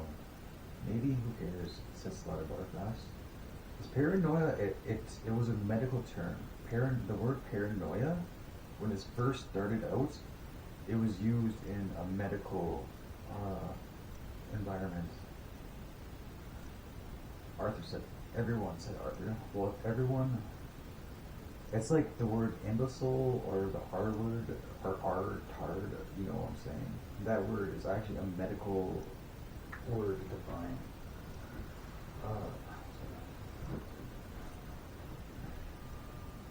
It's kind of fun to look up the history of a word, because like I feel like words, they change over time. Like the definition of a word can evolve, which is kind of interesting.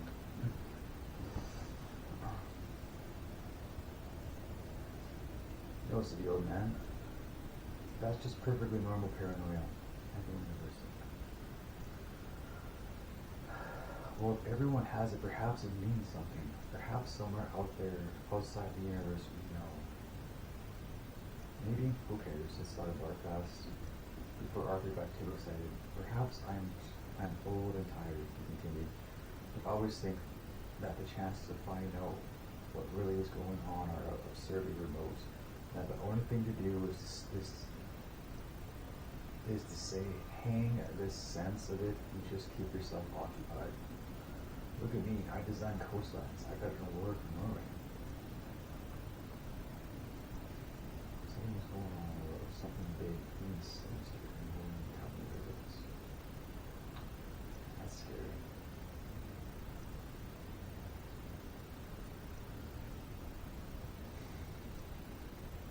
I am actually scared. Kind of perfectly describes me. He rummaged around in a pile of debris and pulled out a large perspex, block with his name on it, and a bottle of Merlin molded into it. Where's the sense in that? He said. None that I've been able to make out. I've been doing floors all my life. For a fleeting moment, that became fashionable, and I get a major award. He turned it over in his hands with a shrug and tossed it aside carelessly, but not so carelessly that it didn't land on something soft. In this replacement Earth, we're building they've given me Africa to do, and of course I'm doing it with all fours again. Because I happen to like them, and I'm old-fashioned enough to think that they give a lonely barbecue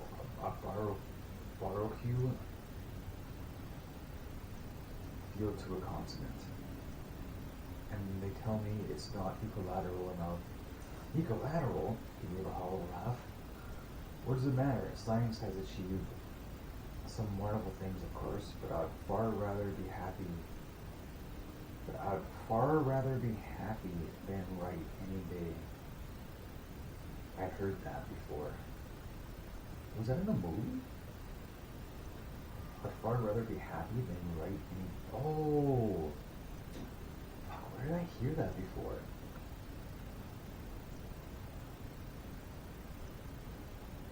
And are you? No, that's where it all falls down, of course. He said Arthur, with sympathy. It sounded like quite a good lifestyle otherwise. This is interesting. Somewhere on the wall, a small white light flashed. Come to the Slaughter Barcast. Come, said Slaughter Barcast. You already meet the mice. Your arrival on the planet has caused considerable excitement. It has already been hailed, so I gather, as the third most improbable event in the history of the universe. What were the first two? Oh, probably just coincidences. Sort of fantastic. I say that sometimes, but I don't actually mean it. I'll be honest with you guys. Like, oh, it's a coincidence, but in my mind, I'm like, holy fuck, what the fuck is that shit? I'll be honest with you. That's sometimes where, I don't know. I just feel like sometimes coincidences are coincidences. But then I'll think about it later, and then I'll change my mind sometimes, or probably just coincidence. The Slaughter Barcast carelessly. He opened the door and stood waiting for Arthur to follow. Because there's been some crazy coincidences throughout this. Arthur glanced around him once more, and then it's the point now where it's just like, I don't even know what a coincidence even is anymore. I live in a world of improbabilities. Arthur glanced around him once more, and then down at himself at the sweaty, disheveled clothes that he'd been lying in the mud on Thursday morning. I seem to be having tremendous difficulty with my lifestyle, he muttered to himself. I beg your pardon, he said, the old man mildly. Oh, nothing, said Arthur, only joking.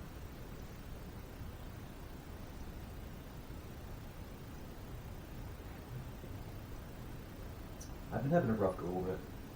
This past 4 or 5 months, it's been a rough go of it, man. A rough go of it. I'm sorry. It's no one's fault but my own. It is, of course, well known that the careless talk costs lives. It is, of course, well known that careless talk costs lives. That scares me. And that's something I need to take more seriously. Because I don't fully understand what's happening. And there's times where I get moody. And I will kind of like close off the more rational parts of my brain. And that's when bad things happen. For instance, at the very moment that Arthur said, I seem to be having tremendous difficulty with my lifestyle, a freak wormhole opened up in the fabric of space-time continuum and carried his words far back in time across almost infinite reaches of space to a distant galaxy where strange and warlike beings were poised on the brink of a frightful interstellar battle. The two opposing leaders were meeting for the last time. Dreadful silence fell across the conference table as the commander of the Rural Hordes, resplendent in his black jewel battle shirts, gazed level at the conglomerate leader squatting opposite him. In a cloud of green sweat, smelling steam, and with a million sleek and horribly be-weaponed star cruisers poised to unleash electric death at a single word of command, challenged the vile creature to take back what he had said about his mother.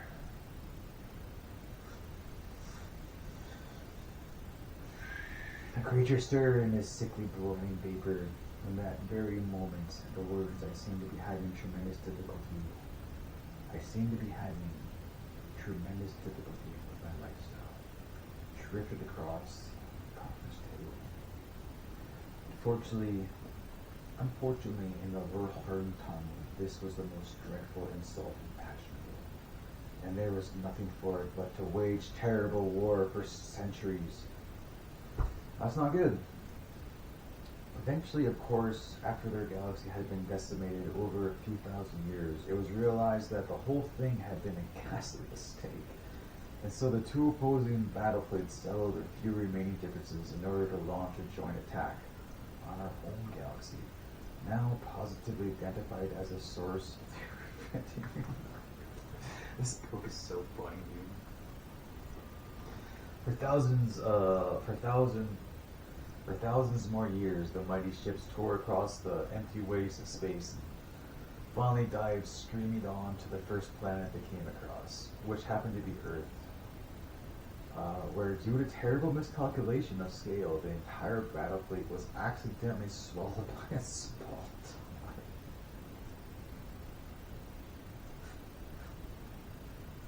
It's kind of funny because, like, I feel like this book is all about what's possible, right? It might be highly improbable, but it's possible. And I love how he does that. Those who study the complex interplay of cause and effect in the history of the universe say that this sort of thing is going on all the time. And it's interesting because you think about affinity, because I love thinking about affinity. It's such like it's something that's just unfathomable. I feel like when you tie probability and infinity together, you get like this weird mumbo jumbo, man. Those two things together, like it creates like everything basically.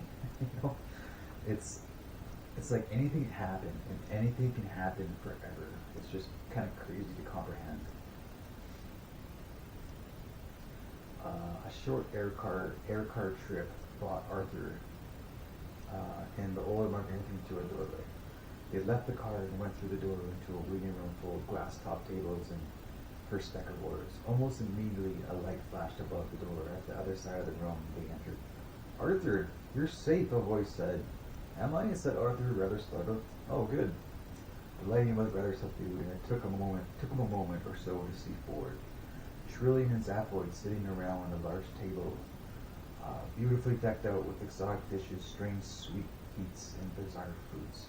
They were stuffing their faces. "What happened to you?" demanded Arthur. "Well," said Zaphoid, attacking a boneful of grilled muscle, "our guests here have been gassing us and zapping our minds and being generally weird, and have now given us rather nice meal to make it up to us." "That's nice."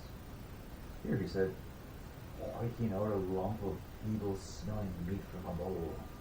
"Have some vegan rhino's cutlet. It's delicious if you happen to like that sort of thing." "Host," said Arthur. "What's host? I don't see any." A small voice said, "Welcome to lunch, good creature." Arthur glanced around and suddenly yelped. "Ah!" he said. "There are mice on the table." There was an awkward silence, and everyone looked pointedly at Arthur, who was busy staring at the two white mice sitting what looked like whiskey glasses on the table. He heard the silence and glanced around at everyone. "Oh," he said, with sudden realization. Oh, I'm sorry. I wasn't quite prepared for it. Let me introduce you, said Trillian. Arthur, this is Benji Mouse. Huh? They're one of the mice. His whiskers, what must have been a touch-sensitive panel on the inside of the whiskey glass-like affair, and it moved forward slightly. And this is Frankie Mouse, the other mouse said. Pleased to meet you. And did likewise, Arthur yapped. But aren't they? Yes, said Trillian. They are mice. I brought them with me from Earth. She looked him in the eye. Arthur thought and detected Tanya's resigned shrug. Could you pass me the bowl of grated Arcturian megadonkey, she said. Slaughter Barfast coughed politely. Excuse me, he said. Yes, thank you, Slaughter Barfast, said Benji Mouse shortly. You may go. What? Oh, very well, said the old man, slightly taken back. I'll just go and get on with some of my forwards then. Well, in fact, that won't be necessary, said Frankie Mouse. It looks very much as if we won't be leaving the new Earth any longer.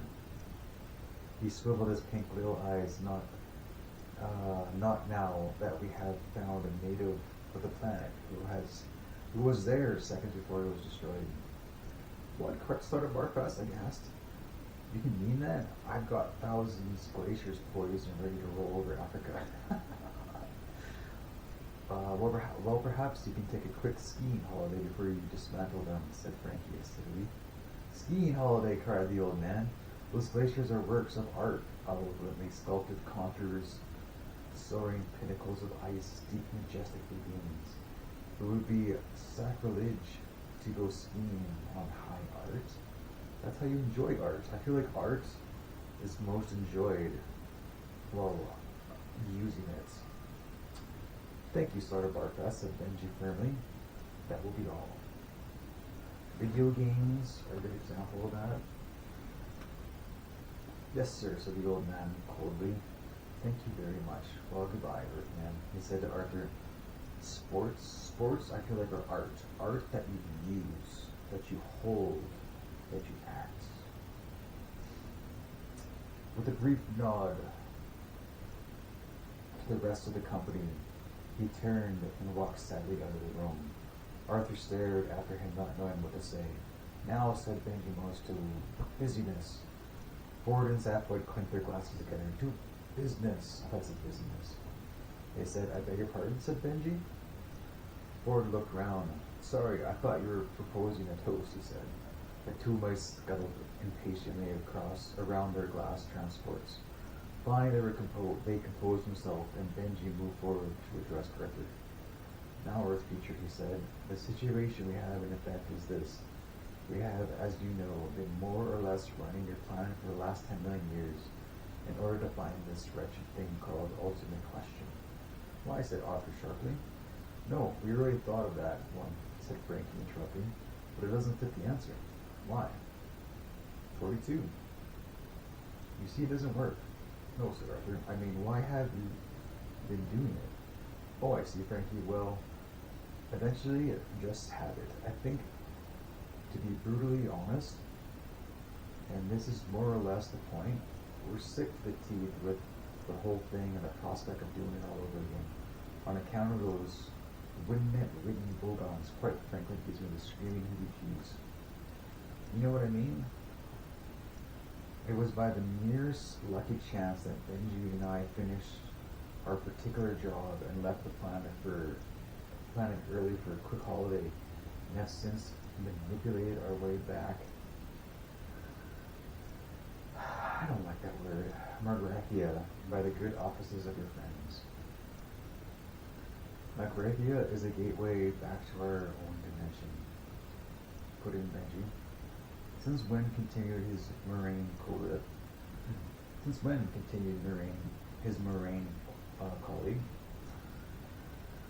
Okay, I'm gonna take a quick timer, quick breather.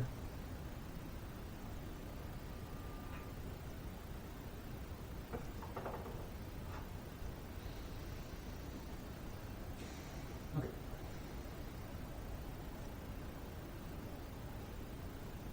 We have an offer quite enormously fat contract to do the 5D chat show and lecture circuit back in our own dimensional neck of the woods. And we're very much inclined to take it. I would, wouldn't you, Ford? Says Sapwood promptly. Oh yes, said Ford. Jumped at it like a shot. Another glance at them, wondering what all this was leading up to. But we've got to have a product, you see, said Frankie. I mean, ideally, we still need the ultimate question in some form or another. Zapwood leaned forward to Arthur. You see, he said, if you're just sitting there in the studio looking very relaxed and, just mentioning that they happen to know the answer to life, the universe, and everything, and they eventually have to admit that, in fact, it's 42, and then the show is probably quite short. No follow-ups, see? We have to have something that sounds good, said Benji. Something sounds good? Exclaimed Arthur. An ultimate question that sounds good? From a couple of mice? The mice bristled. Why, yes, idealism. Yes, the dignity of pure research. Yes, the pursuit of truth in all its forms. But there comes a point, I'm afraid, where you begin to suspect that if there's any real truth, it's the entire multidimensional infinity of the universe is almost certainly being run by a bunch of maniacs. If it comes to a choice between spending yet another 10 million years finding that out, and on the other hand, just taking the money and running, then I, for one, could do with the exercise, said Frankie. But, started Arthur hopelessly. Hey, will you get this, Earthman? Interrupted Zapwood. You are a last generation product of that computer, Matrix. Right. And you were there right up to the moment the planet got the finger, yeah? So your brain was an organic part of the penguinite, I can't say that word, configuration of computer programs before, rather loosely, right, said Zapwood. Well, said Arthur doubtfully. He wasn't aware of ever having felt or an organic part of anything. He had always seen this as one of his problems. In other words, said Benji, steering his curious little vehicle right over to Arthur, there's a good chance that the structure of the question is encoded in the structure of your brain. So you want to buy it off of you. That's interesting. I love this book.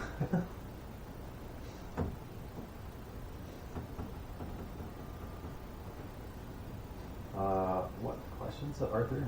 Yes, said Ford. And Trillian. For lots of money, said Zapwood.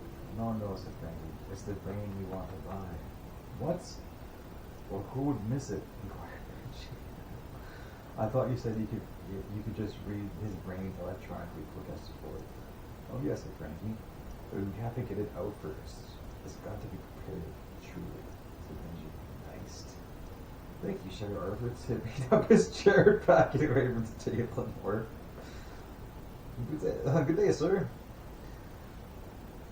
It could always be replaced, said Benji. Reasonably, if you think it's important. Yes, an electronic brain, said Frankie. A simple one will suffice. A simple one, yelled Arthur. Yeah, said Zapwood with a sudden evil grin. You just have to program it to say, what? And I don't understand. And where's the T? Who knows the difference?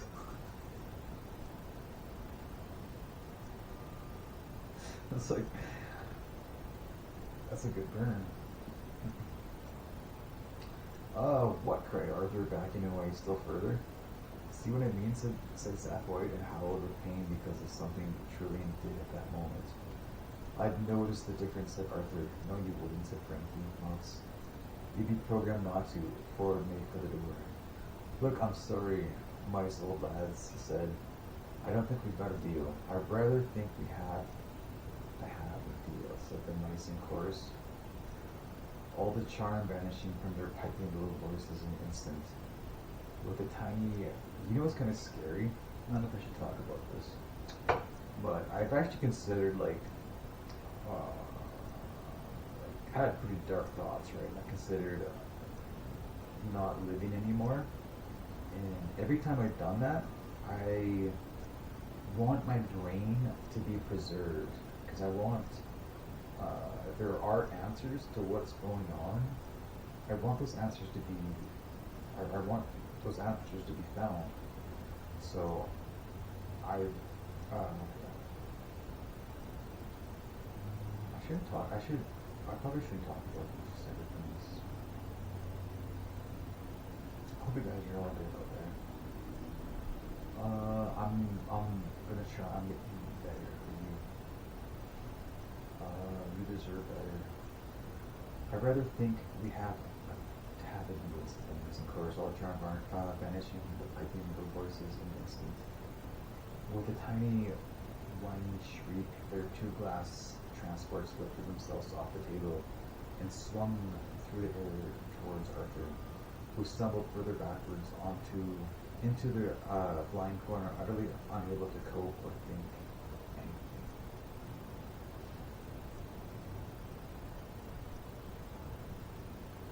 Trillian grabbed him desperately by the arm and tried to jerk him towards the door, which Ford and Zaphod were struggling to open. But Arthur was a dead weight. He seemed hypnotized by the airborne rodent swooping towards him.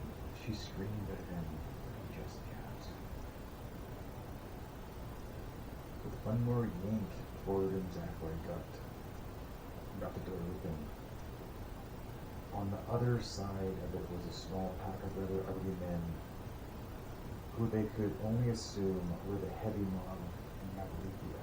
Not only were they ugly themselves, but the medical equipment they carried with them was also far from pretty recharged. So, Arthur was about to have his head cut open. Trillian was unable to help him, and Ford and Zaphod were about to be set upon several thugs a great deal heavier and more sharply armed than they were. All in all, it was extremely fortunate that at that moment, every alive on the planet burst into screaming. I'm going to hold off there.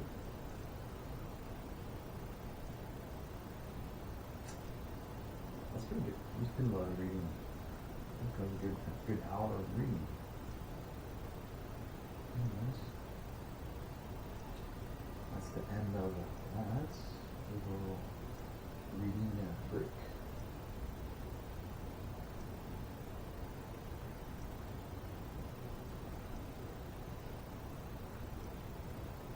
Do I look tired?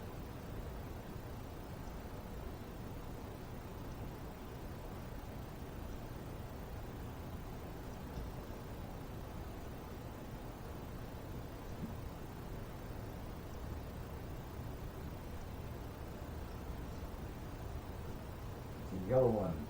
You want a yellow one?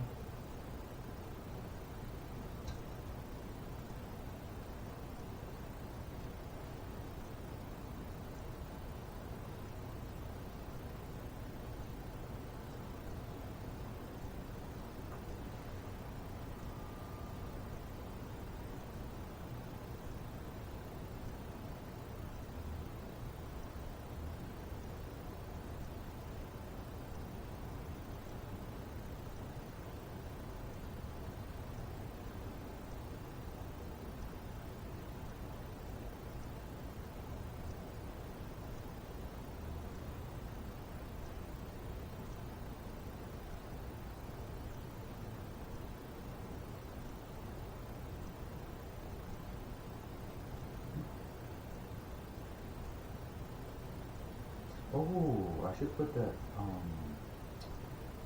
my car up slide.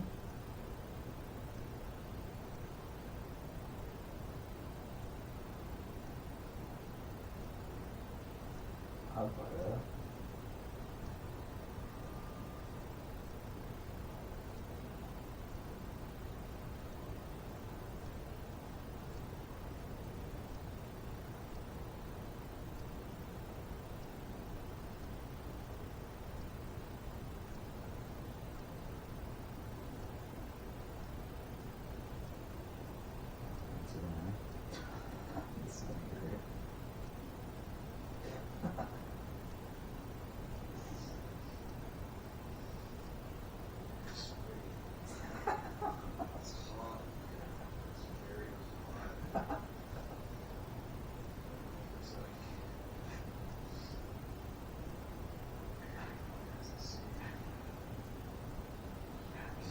whole body.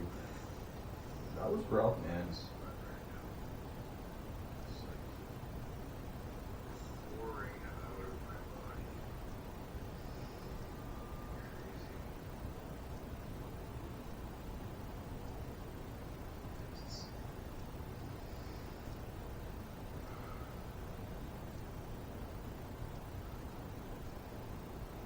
Now I sweat. It's kind of hard. Like, it's so much liquid, it like fills my nose and all my clothes. I have to change my shirt. I'll probably have to change it again. It's so much sweat. Like, I'm all like, I have a fan on. Like, it's actually cold. What the fuck was going on there? I can't even remember, man. My brain just blocks these things out, dude.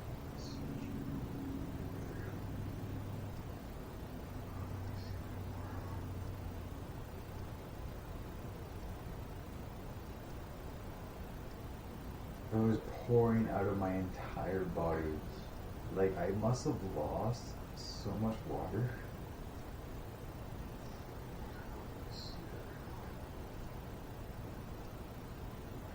And like my bed, it was like somebody poured like water on my bed.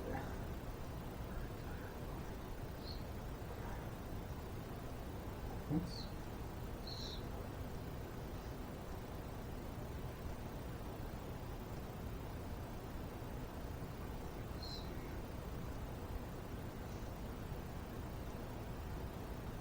I'll show you guys on the GoPro. So I did sit here. Entire night. And I'm gonna find the camera the entire day. So there's not like You can see like my brain's not working well. I don't normally talk like that. it's climbing down my back. That's what will happen is my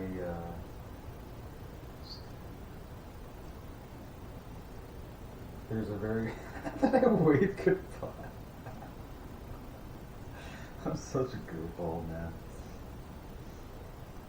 Okay, I'm gonna watch the rest of that vertically. I remember watching this movie when I was very, very young. It's very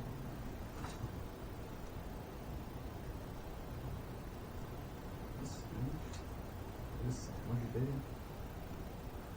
Holy shit, it's a real sandwich big. Kinda cool.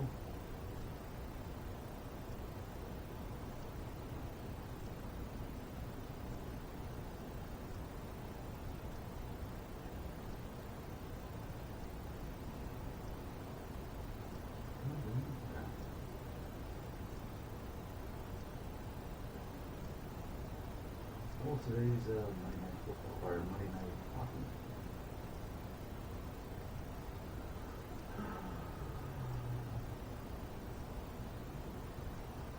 Did I watch the morning news? CBS morning news? We should do that one time.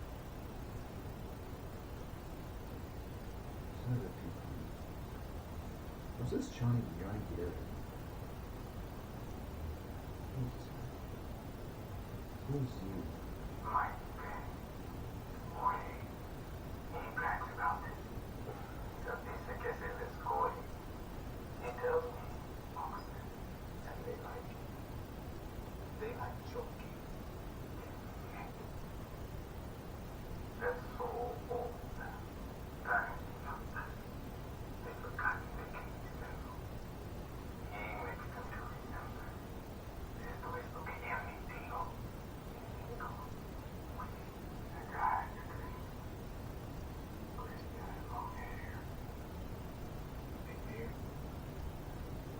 How do you know this man? The name's Johnny Frank.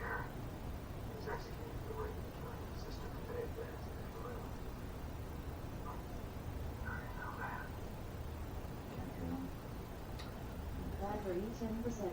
Connected to DAB.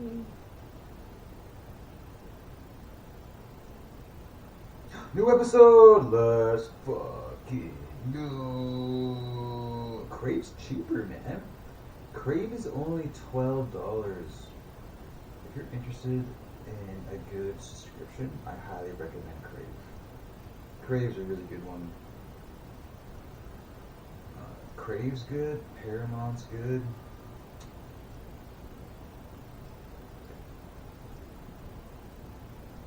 I've abandoned my boy. Oh, abandoned my boy.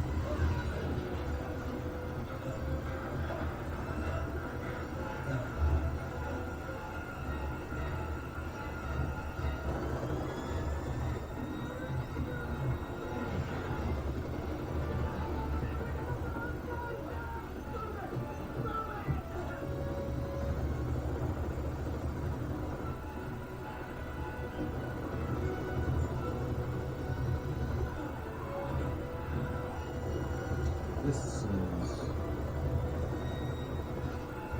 Yeah, just like...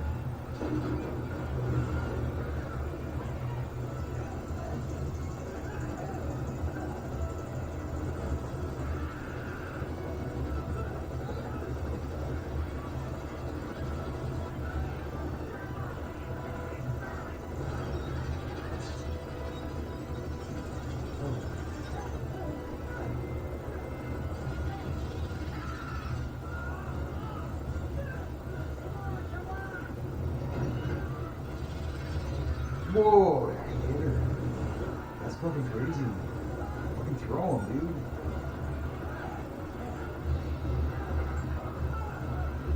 Yeet.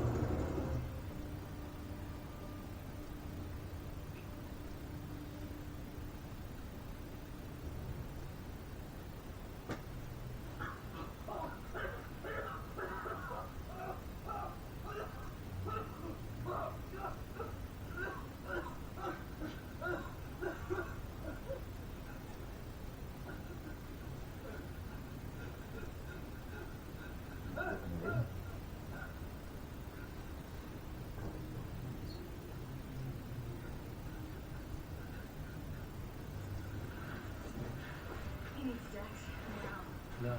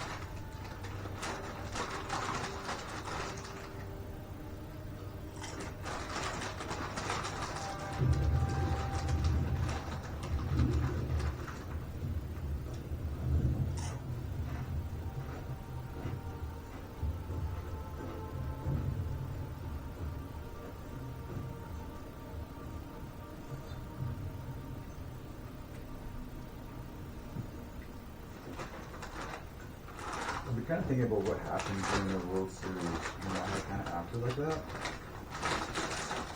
Baseball. I think part of it was because I didn't see. I'm trying to realize that, like, I really had nothing to say. I don't know much about baseball. My brain wasn't 100% working. I was sick. So I felt like the only thing I could do was just kind of goof off, man. Now I'm just not goofing off. I just kind of wanted to enjoy it too. I was just kind of there for the. Just like It this, was a to lot. say, you know. I mean, he's all right. Man, that was a hell of a run they He's had, not gonna though. strike you dead if you miss one fair or anything. That was actually a lot of fun.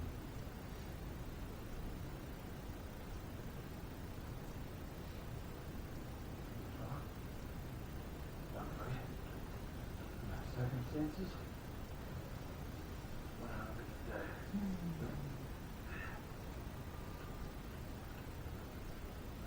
Muslims believe in hell, correct? Do you? So I think you get one. And I don't believe in hell. No. Is that what you reckon? Same, aren't you? War against that, I don't believe in Jesus, I'll go to hell. So I do believe in Jesus, I'll go to hell. So I don't believe in the Pope, I'll go to hell. Anyway, you're looking for me, shit. I've been praying, man. What? Go on then, what's up? You gonna talk here or what? One man died. But the last is what we do when we die. Okay. So I said out there for the next 48 hours. Weekly copy. Copy. Pressure's up, you have clearing skies and light winds, over. Oh, it's gonna last. Are you good for the next 48 hours? What's your exact position? Rock wall about 400 feet above the Grotto Cove. What's the holdup? Oh, you made the top line. Yeah, so did I. She says 46,000. How's the girl? As far as I can tell, her change was very serious. Internally exposed. Forward? No way. Keep me informed. What is this we're doing? You're too slow, Mr. Garrett. Gotta move faster. Keep your hands off me. Son, you're concerned. Involve my sister. Sorry. I made it clear. No arguments, no questions. Look, you guys have an agenda. Why don't you turn around and go back? I don't need you. Your sister will be dead in 14 hours.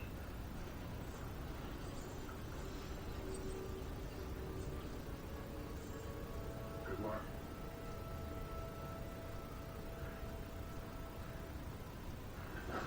Whoa!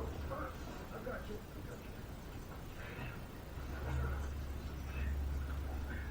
Because he's your old man.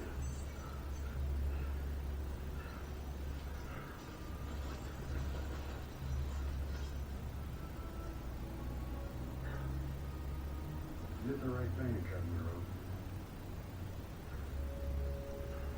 Then you could climb the wood. Royce had the knife he invented himself.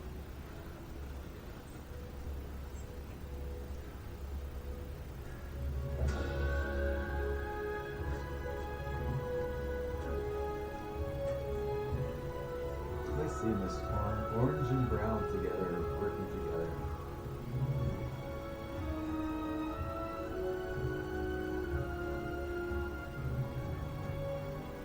That'd be kind of cool, but ice climbing. And then ski down, actually.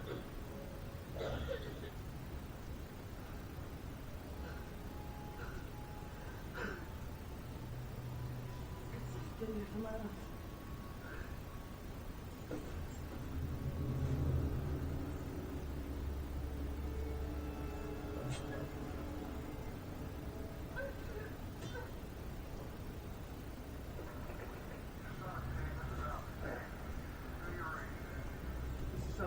Come in out.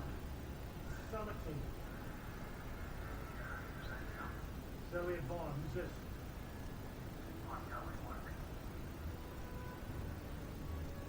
How many are you? 3 teams, different routes. Roots or roads? What's you only climb solo? Rescue mission. What's your location?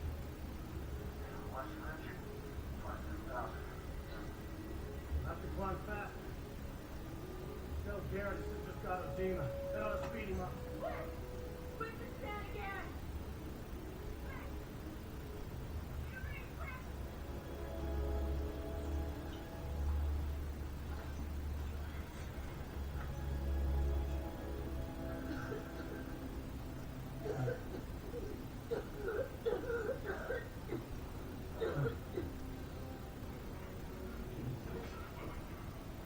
It's too soon. You'll have to wait.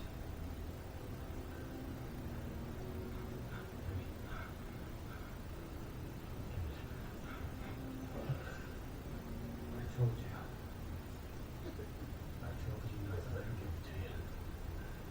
You said let that dog in. Now she can ride it. Vaughn, you're not... Not yet. I'm over the schedule. How do I stay alive? Breathe. It's quite fluid hormones, I'm guessing. You know, Tom. Intelligence doesn't hurt me. Stupidity does.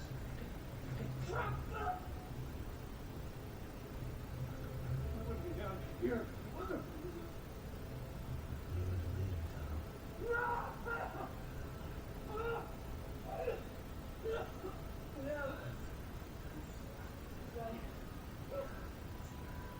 No, it's gonna make it.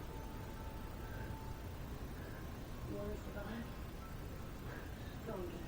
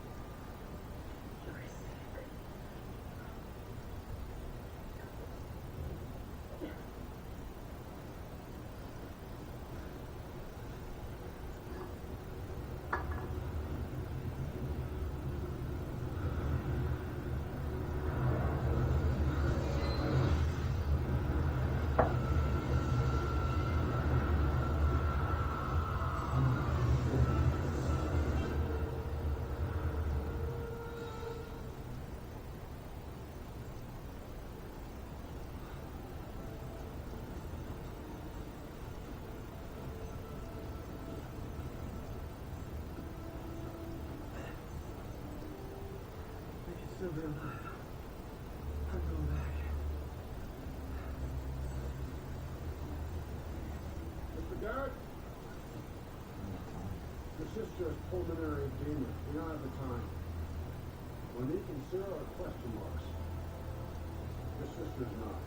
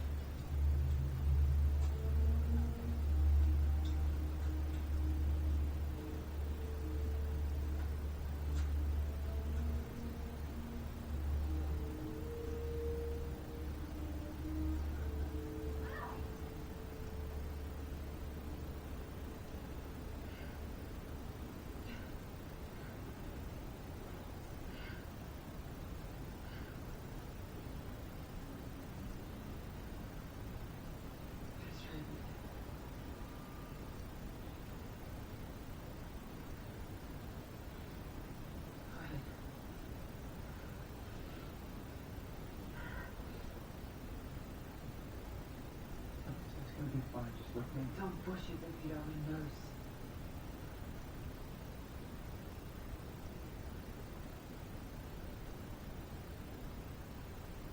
Where were you going? What are you talking about? Just get You out said you were taking the money to get out of here. Now, where were you going? anywhere.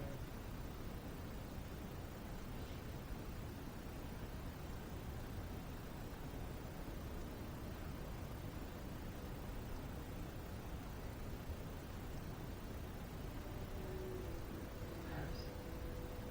I did 2 years of pre-med intervention. Any career like this? 2 years in Everest, 3 at KHI. Skip weeks in Pakistan is the third word. To the bargain. Sex. How long have you been sleeping? 2 years and screw.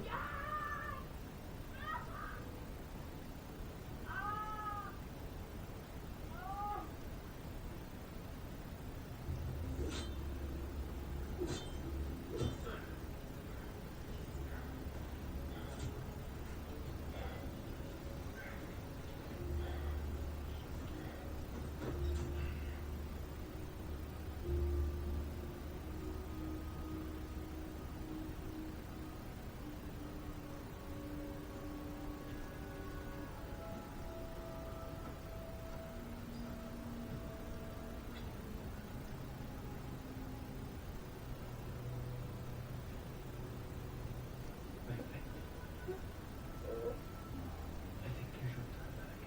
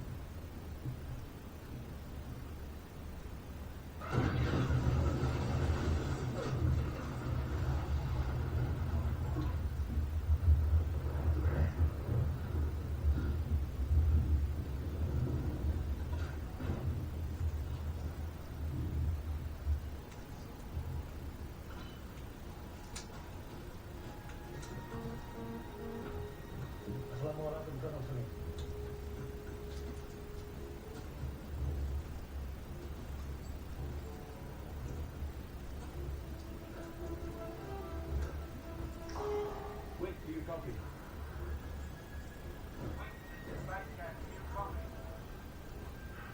Remember, the nitro reacts to the sun. I repeat.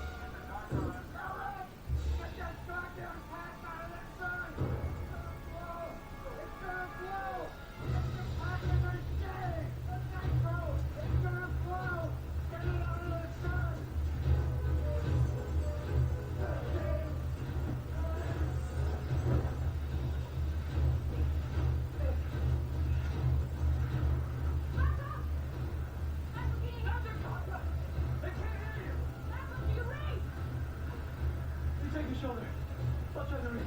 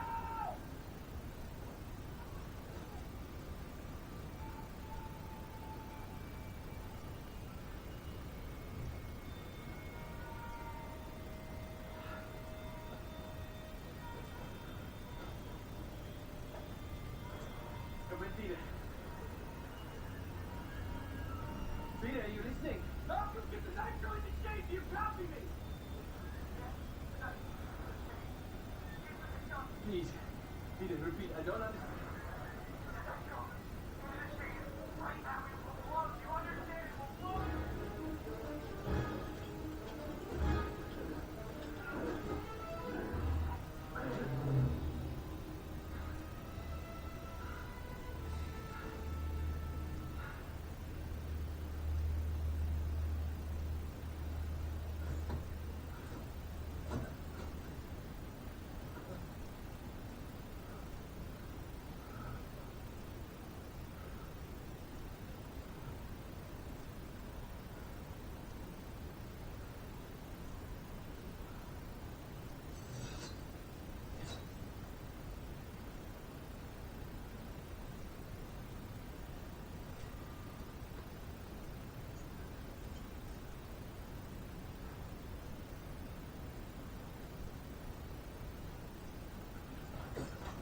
Oh, yeah. Holy shit, dude.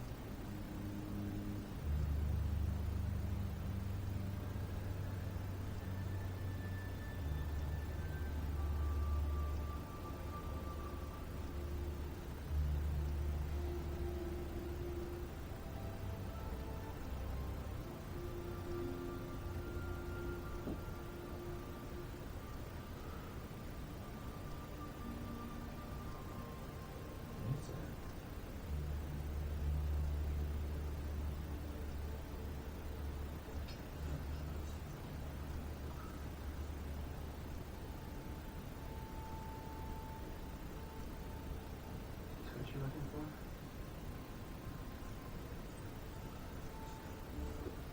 4 years ago, an American team got blown off the mountain. She was the guide. What happened? She take shelter and blow up?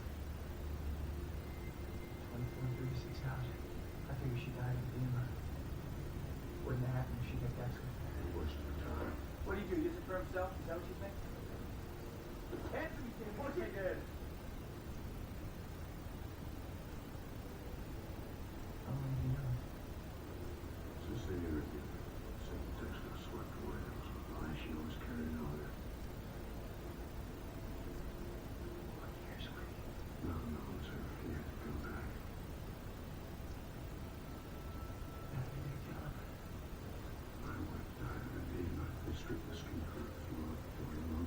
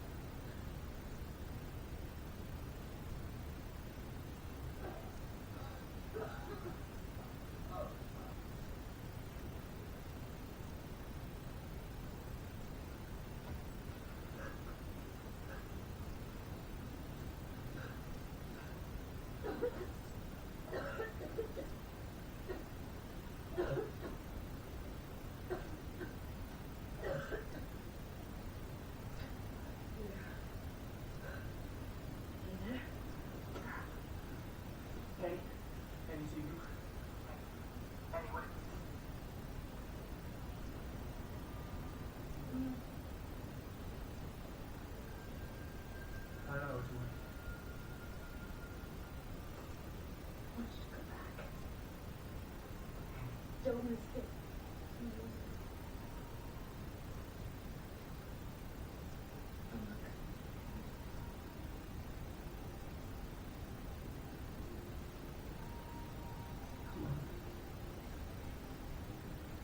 I know.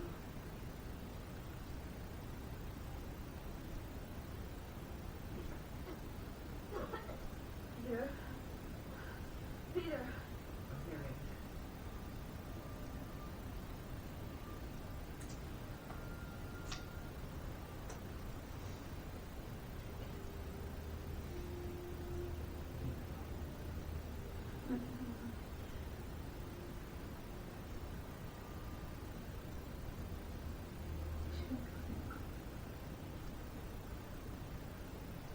We should come together.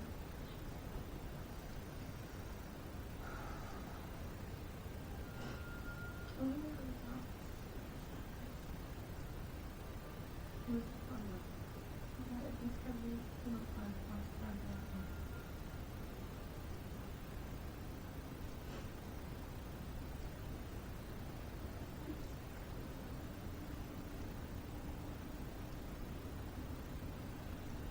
I think we'll come back someday. The two of us. Yeah.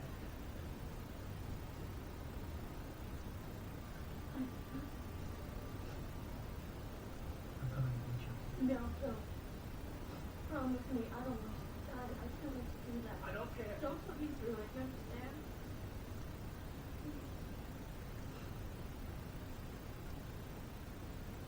Please don't.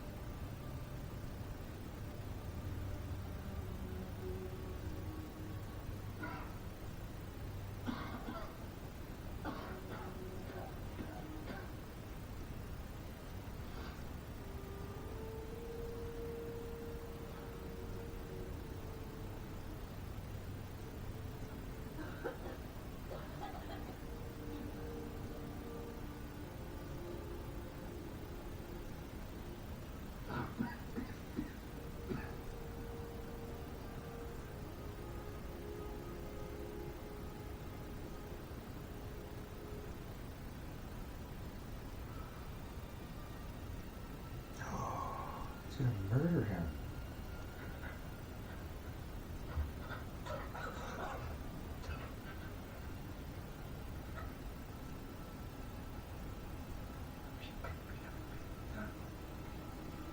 Yes.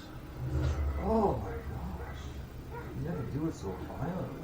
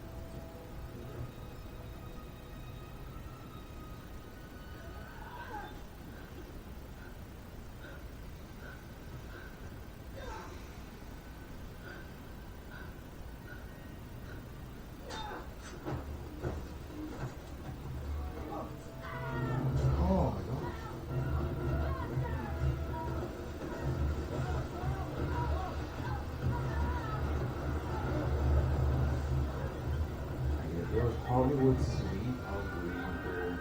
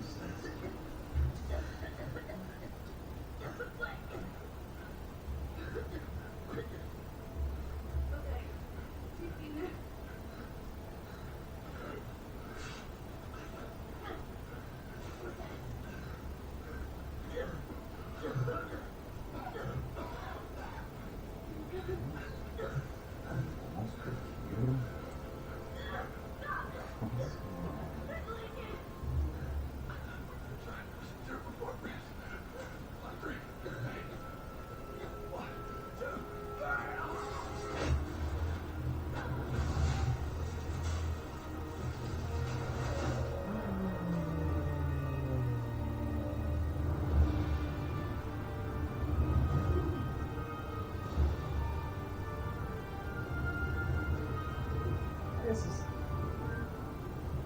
It's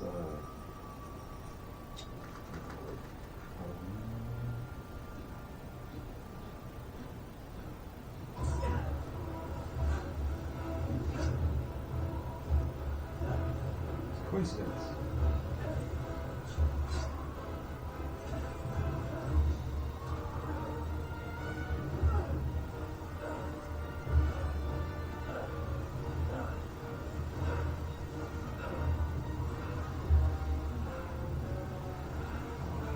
Sure, it's gone. Oh, double ding. Double ding.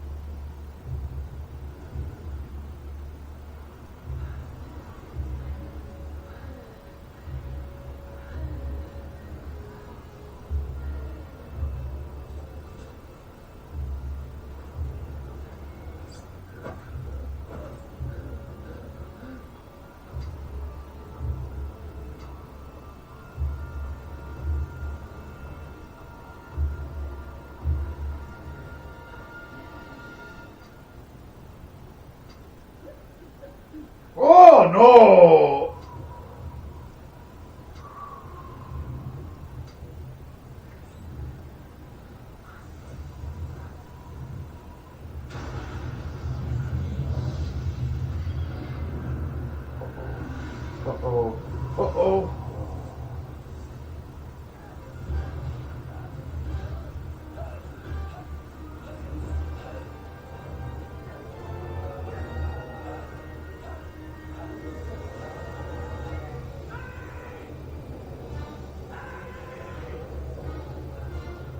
No! Oh!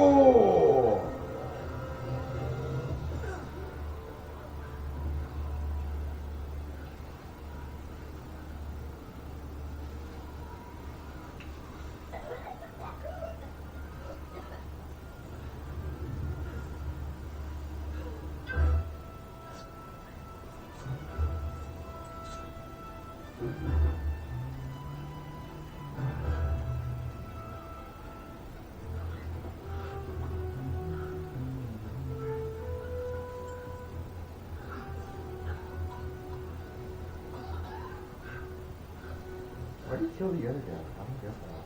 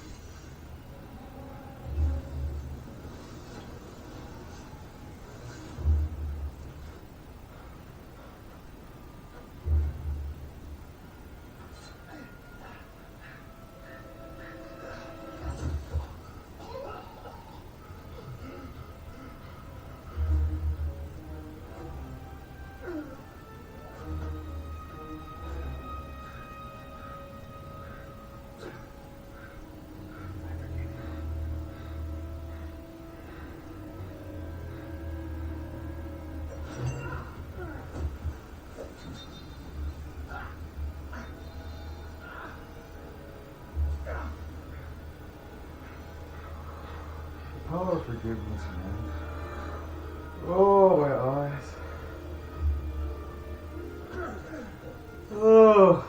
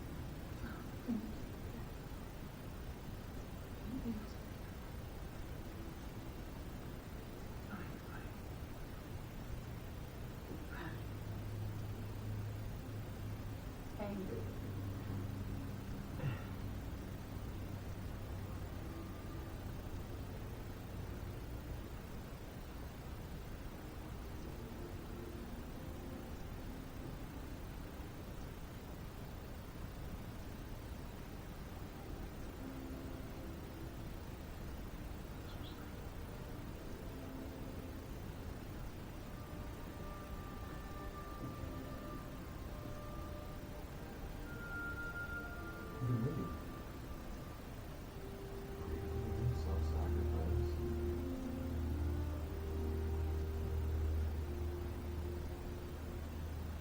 Selfless acts of kindness.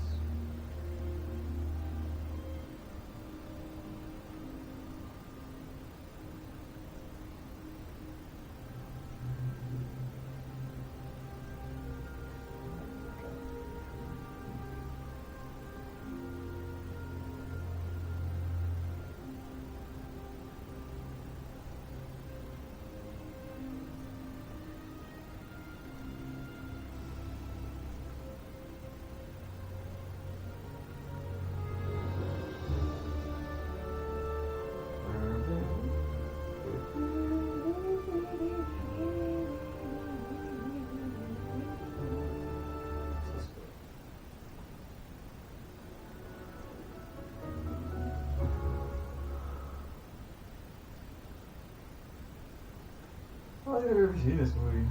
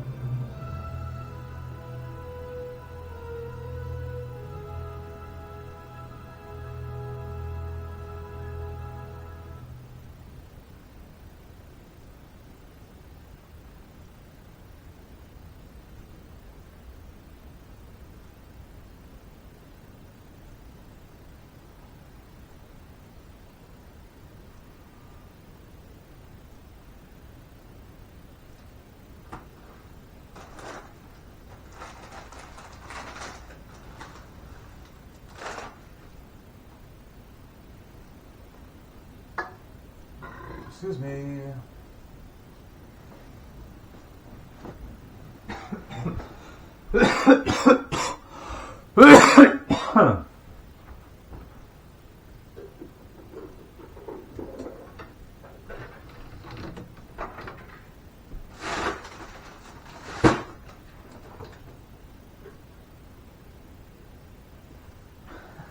That's funny. You're making fun of my study. Oh man. It's clean, right?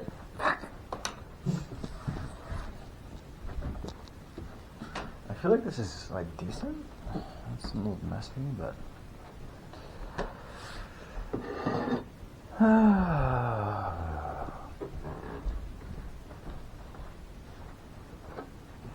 we'll get there. We're on the way already. Oh my gosh.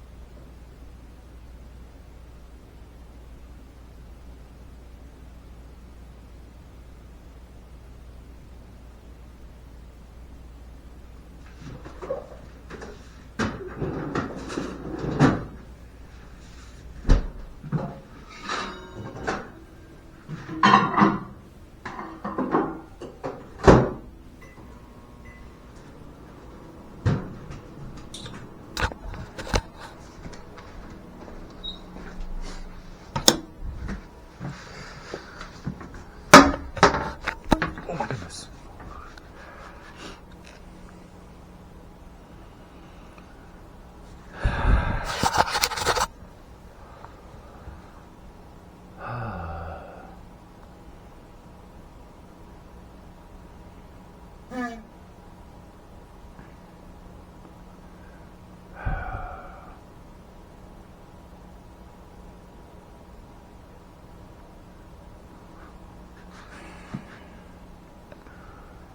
Oh, it's almost over.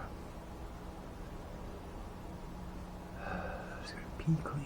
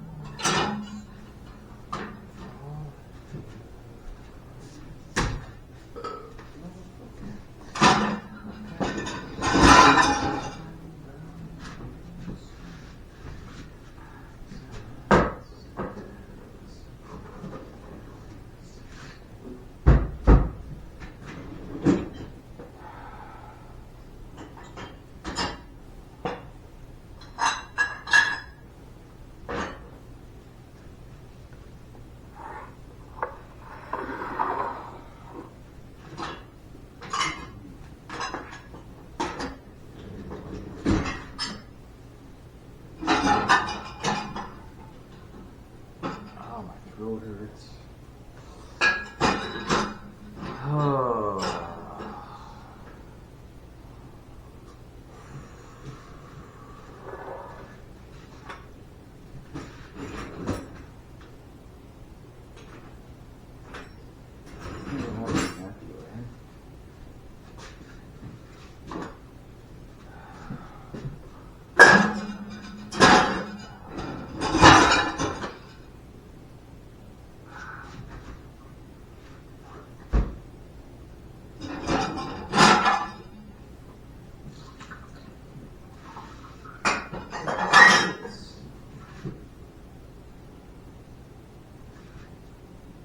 What is that?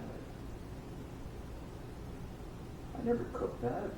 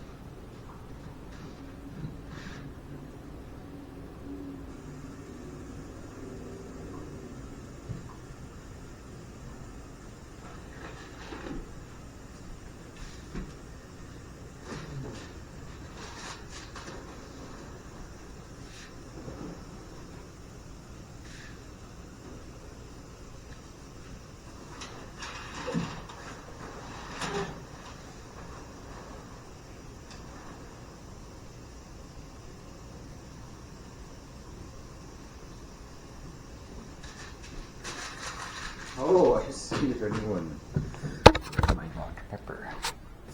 I doubt it. They're like, that's bait. That's definitely bait. Nobody grabbed it.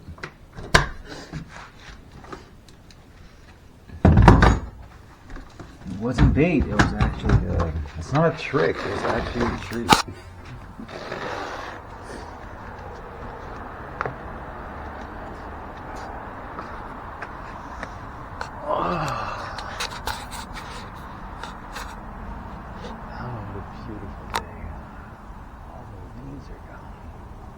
What happened to the leaves?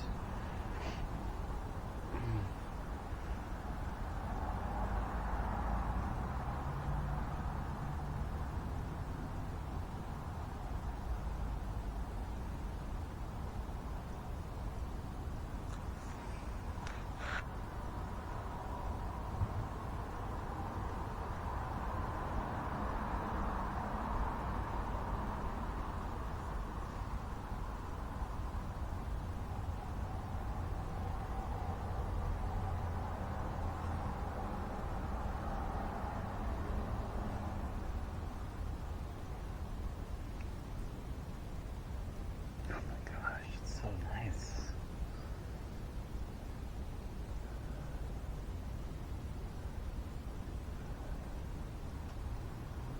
Wow, it is a beautiful day. This is crazy.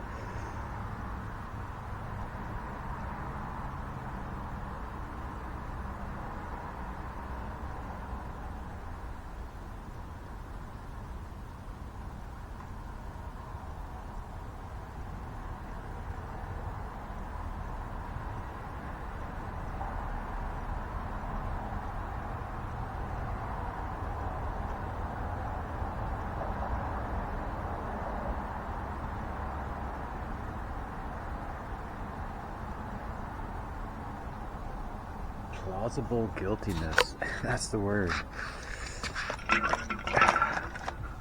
These could have exploded.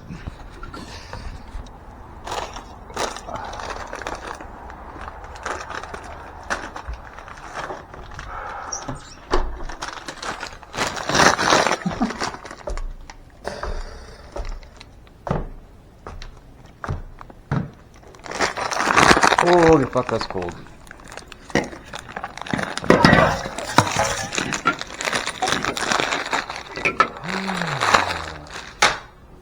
My brain is online. Let's go. I feel inhuman. I feel like I got superpowers. Superpower brain. Compared to the last brain.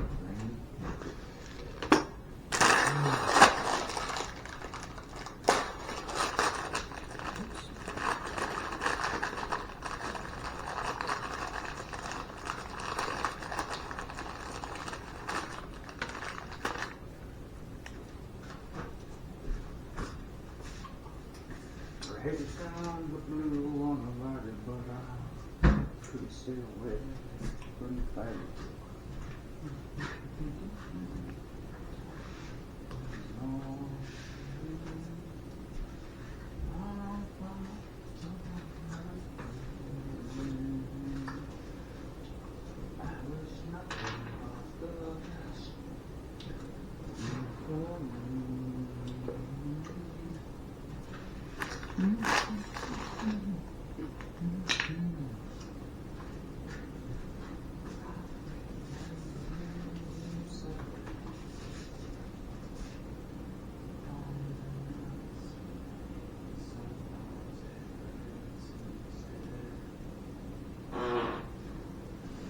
Sorry, did you hear that? Holy fuck. I've never farted like that in my entire life, man.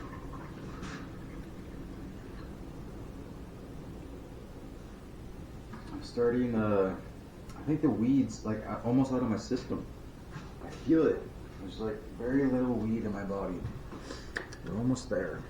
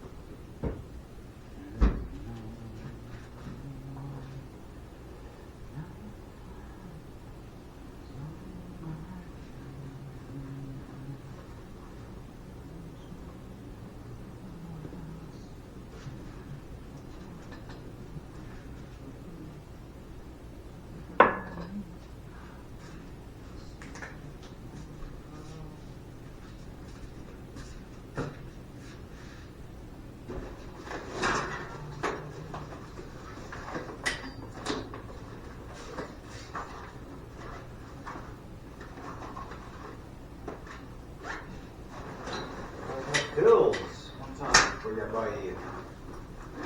One time for ya boy. One time for ya boy.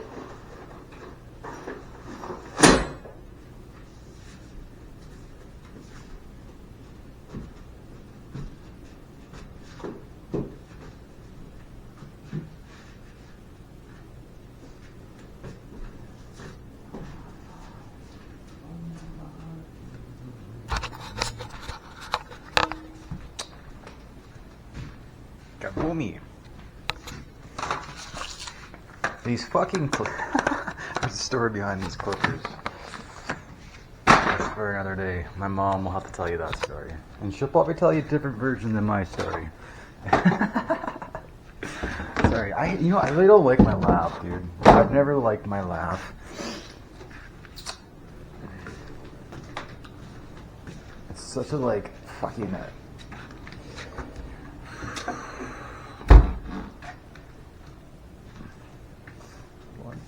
What? Holy shit, dude. This is crazy. Never in my life have I ever farted as I have farted today. Actually. Dude, it is a beautiful fucking day, man.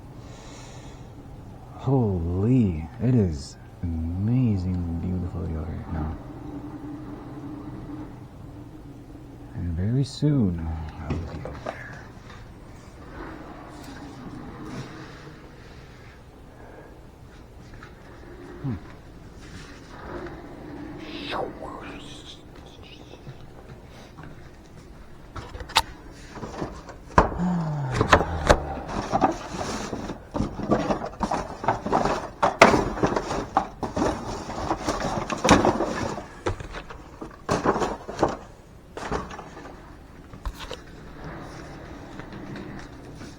I'm waiting for my soup to be done.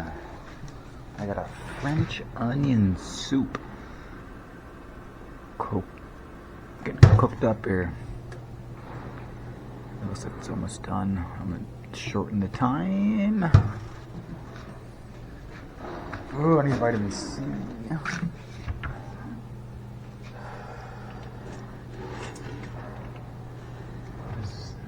What are you? Is this chewable?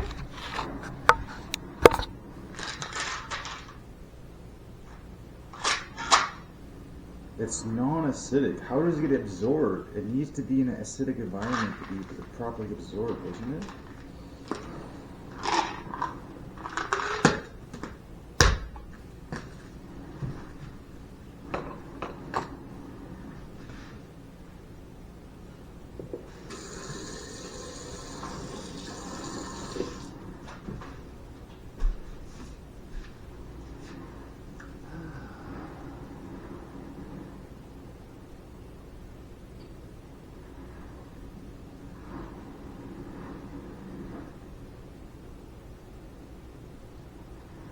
Kind of crazy. I was at the Western Conference Finals, dude. That's sick. Thanks to my sister.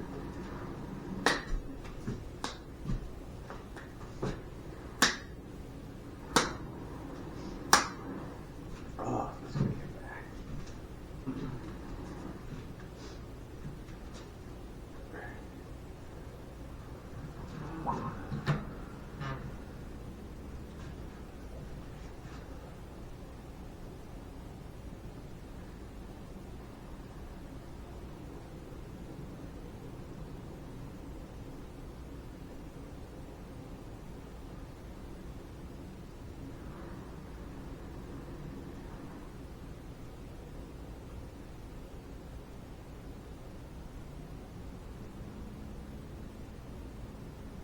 That's crazy. You can hear the pump turn on.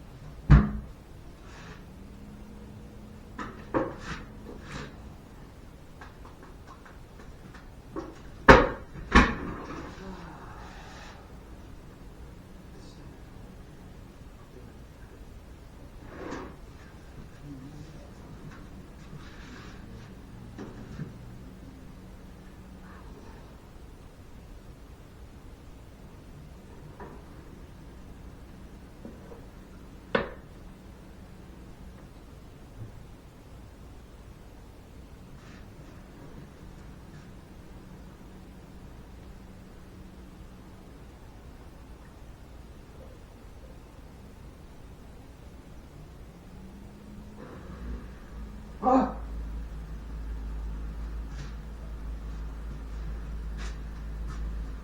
the fuck is that?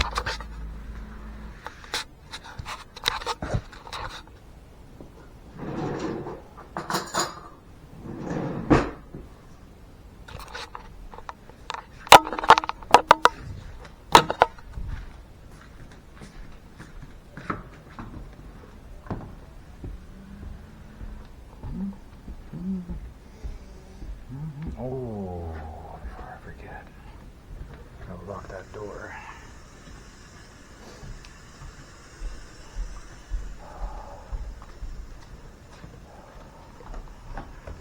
This.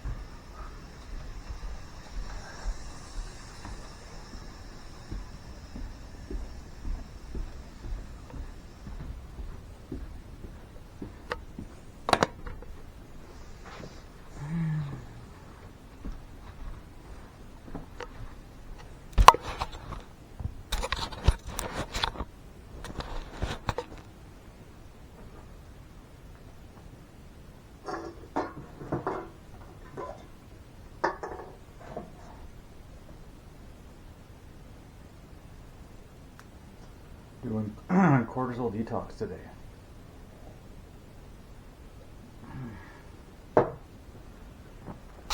Quite well.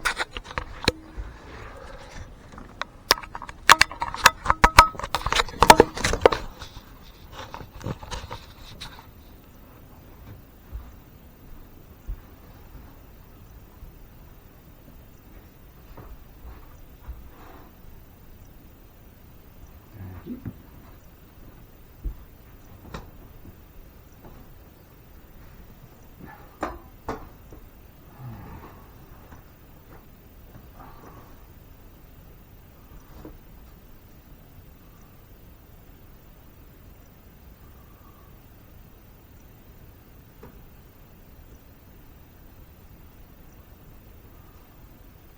Battery 10%.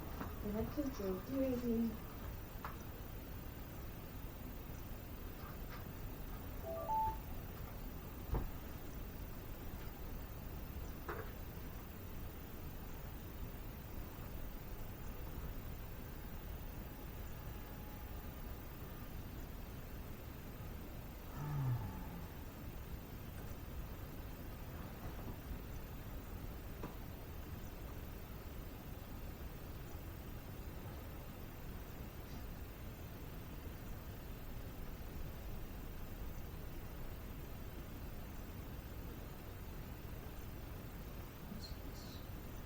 Curse Spirit Board. Use a trail through the past. That's scary.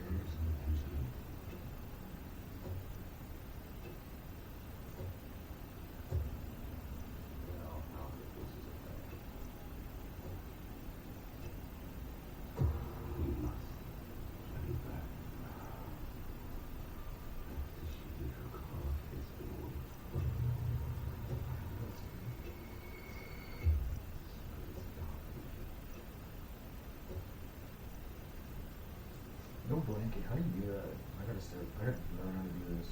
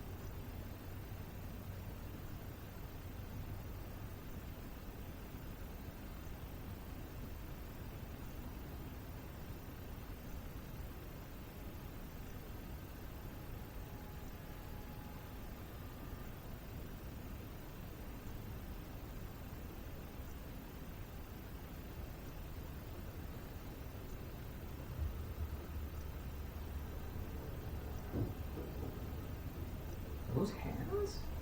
What the fuck is this, man? Why do I get the weirdest, like, what?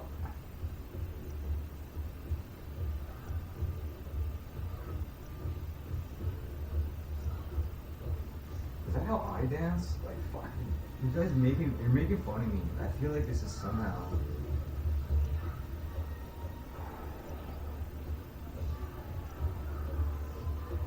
Every day, bro.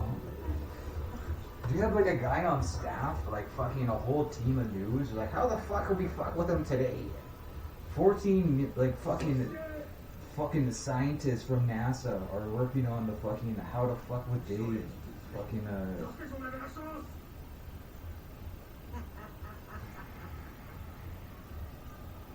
That's it.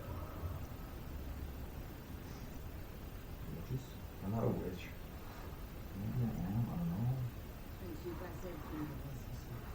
How do you know you're a witch? That's a good question.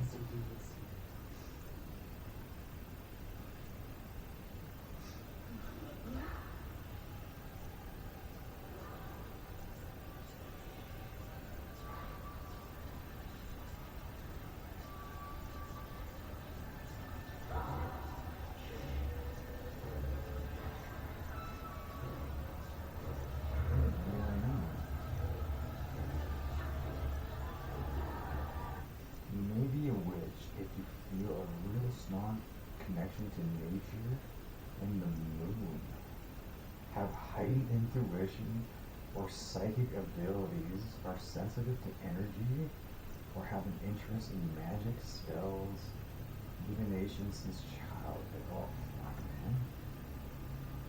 Other signs include natural empathy, feeling energized by storms. What the fuck? Collecting natural objects like stones, feathers, noticing patterns or signs in everyday life. Ultimately, a belief in your own potential to use energy and intent to create change is a key. What the fuck? I might be a witch. Hold up, man. Okay, this isn't. Did somebody fucking Wikipedia this shit? I feel a deep affinity for animal plants and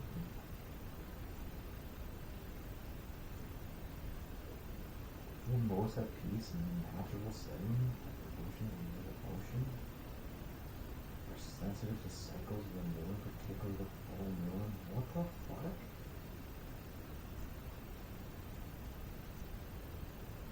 Whoa.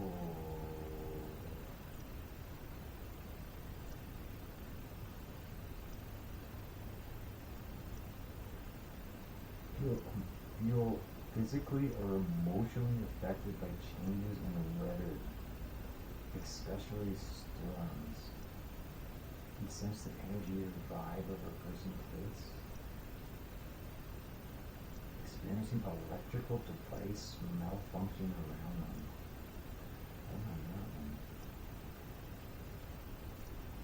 Childhood fascination with making potions and spells.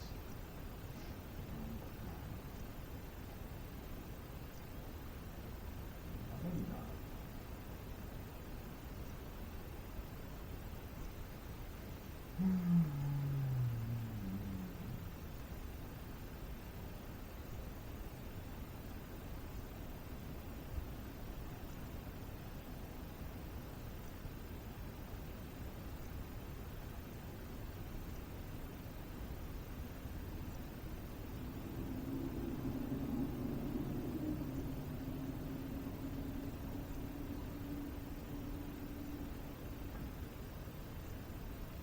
Moles, imprints, supernumerary nipples, and sensitive patches of skin.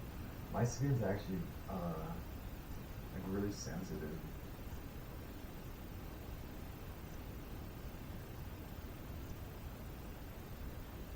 What the fuck? Is a canvas an indicator of a path of Satan? Witches' marks are common beliefs include moles, skin tags, supernumerary nipples. I gotta look that up.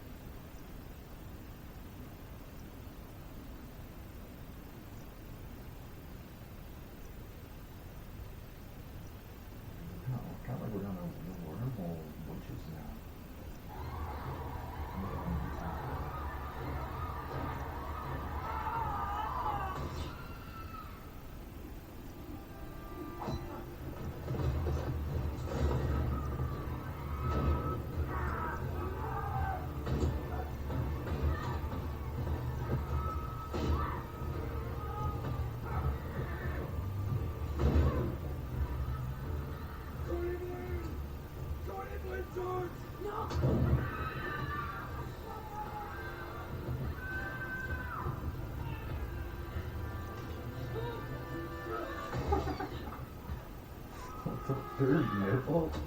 Wait. I have moles. This one, I think, is like an ingrown hair. This one's new. I'm actually kind of worried about it.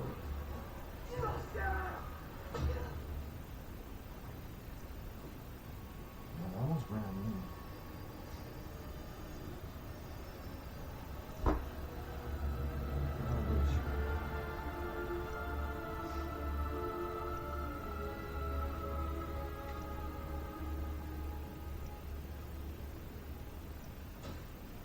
Of all the things you guys accused me of, that one was probably the closest.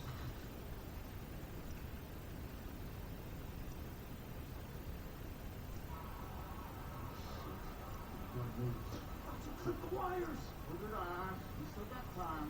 What about these other kids? Just the deal. That's the deal. Come on.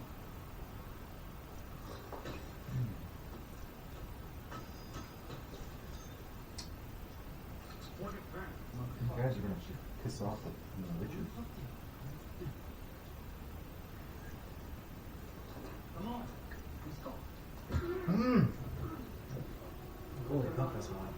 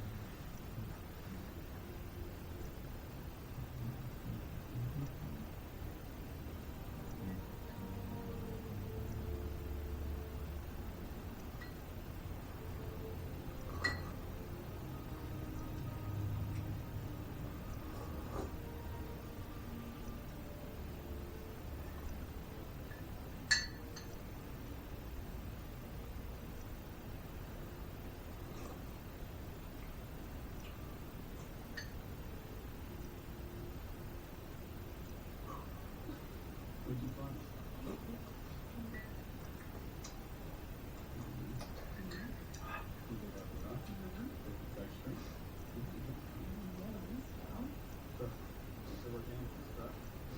Now the reviews. Are you really worried? Your skills? Yeah, why would I work? New restaurant in the Singapore restaurant? We put every dime into this. So did they. Oh, I just don't want to let them down. But you're happy to do it. You're not like a... Someone's gonna walk out and... Are you really done with me? Yes, sir, straight huh? Oh, another day was driving crazy. So, yeah, you know who I am. I know who loves me. It's all that's important.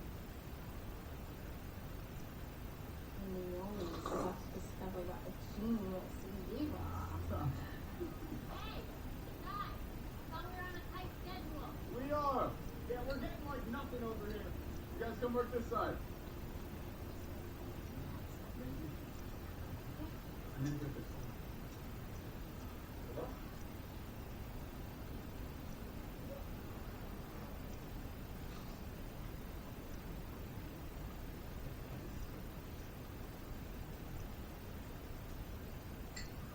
Christian! You have something funny? My phone. No, I'm fine.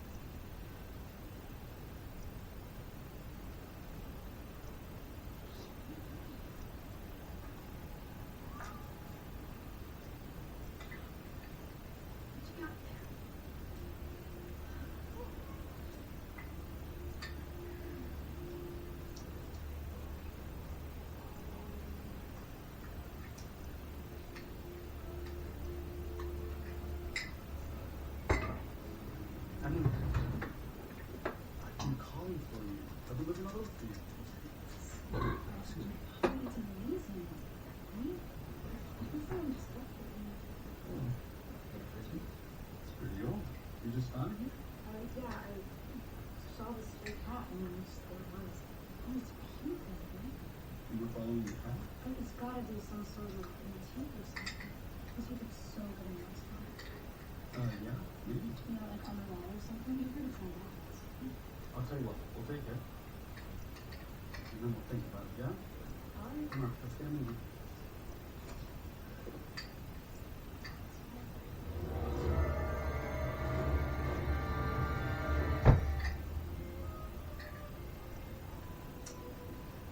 He's just sleeping. Thank you, Johnny.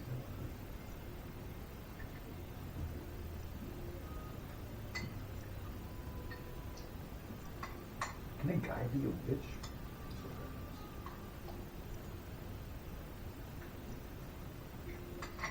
Easy with that, Mr. Booker. It's over 200 years old.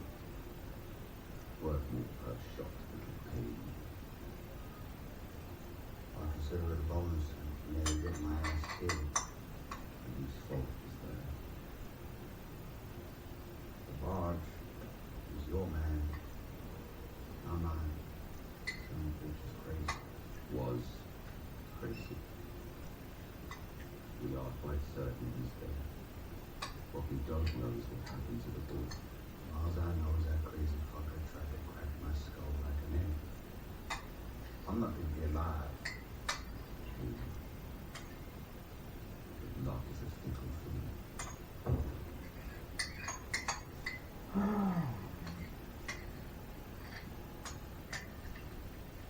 Thank you, darling. No, I'm not hungry. Nonsense. We cater for all our guests. Appetites, dear. I could ask around about the board. See, the large self-centered. No problem. We'll find him. Goodbye now, Mr. Booker.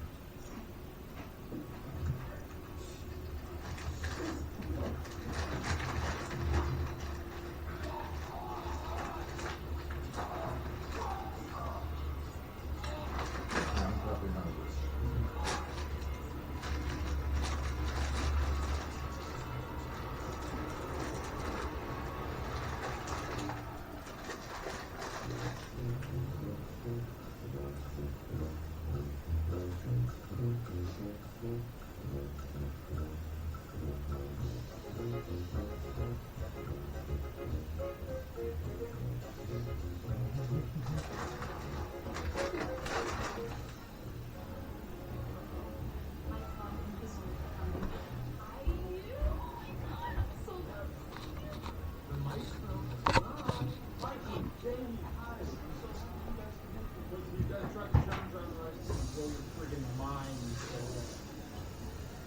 Okay, if I can have everyone's attention, please.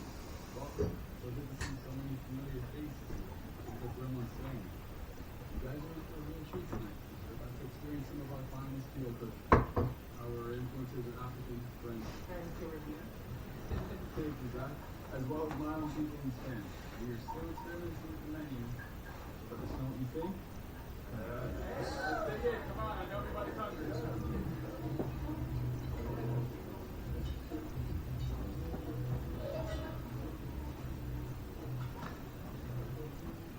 Christian, can you help me out with this central alarm off?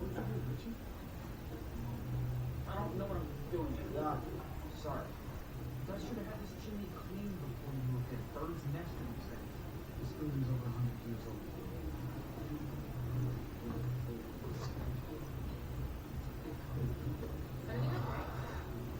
Yeah, everything's fine. Yeah? Well, the start might be a little too easy. Just try to get some unseen right there.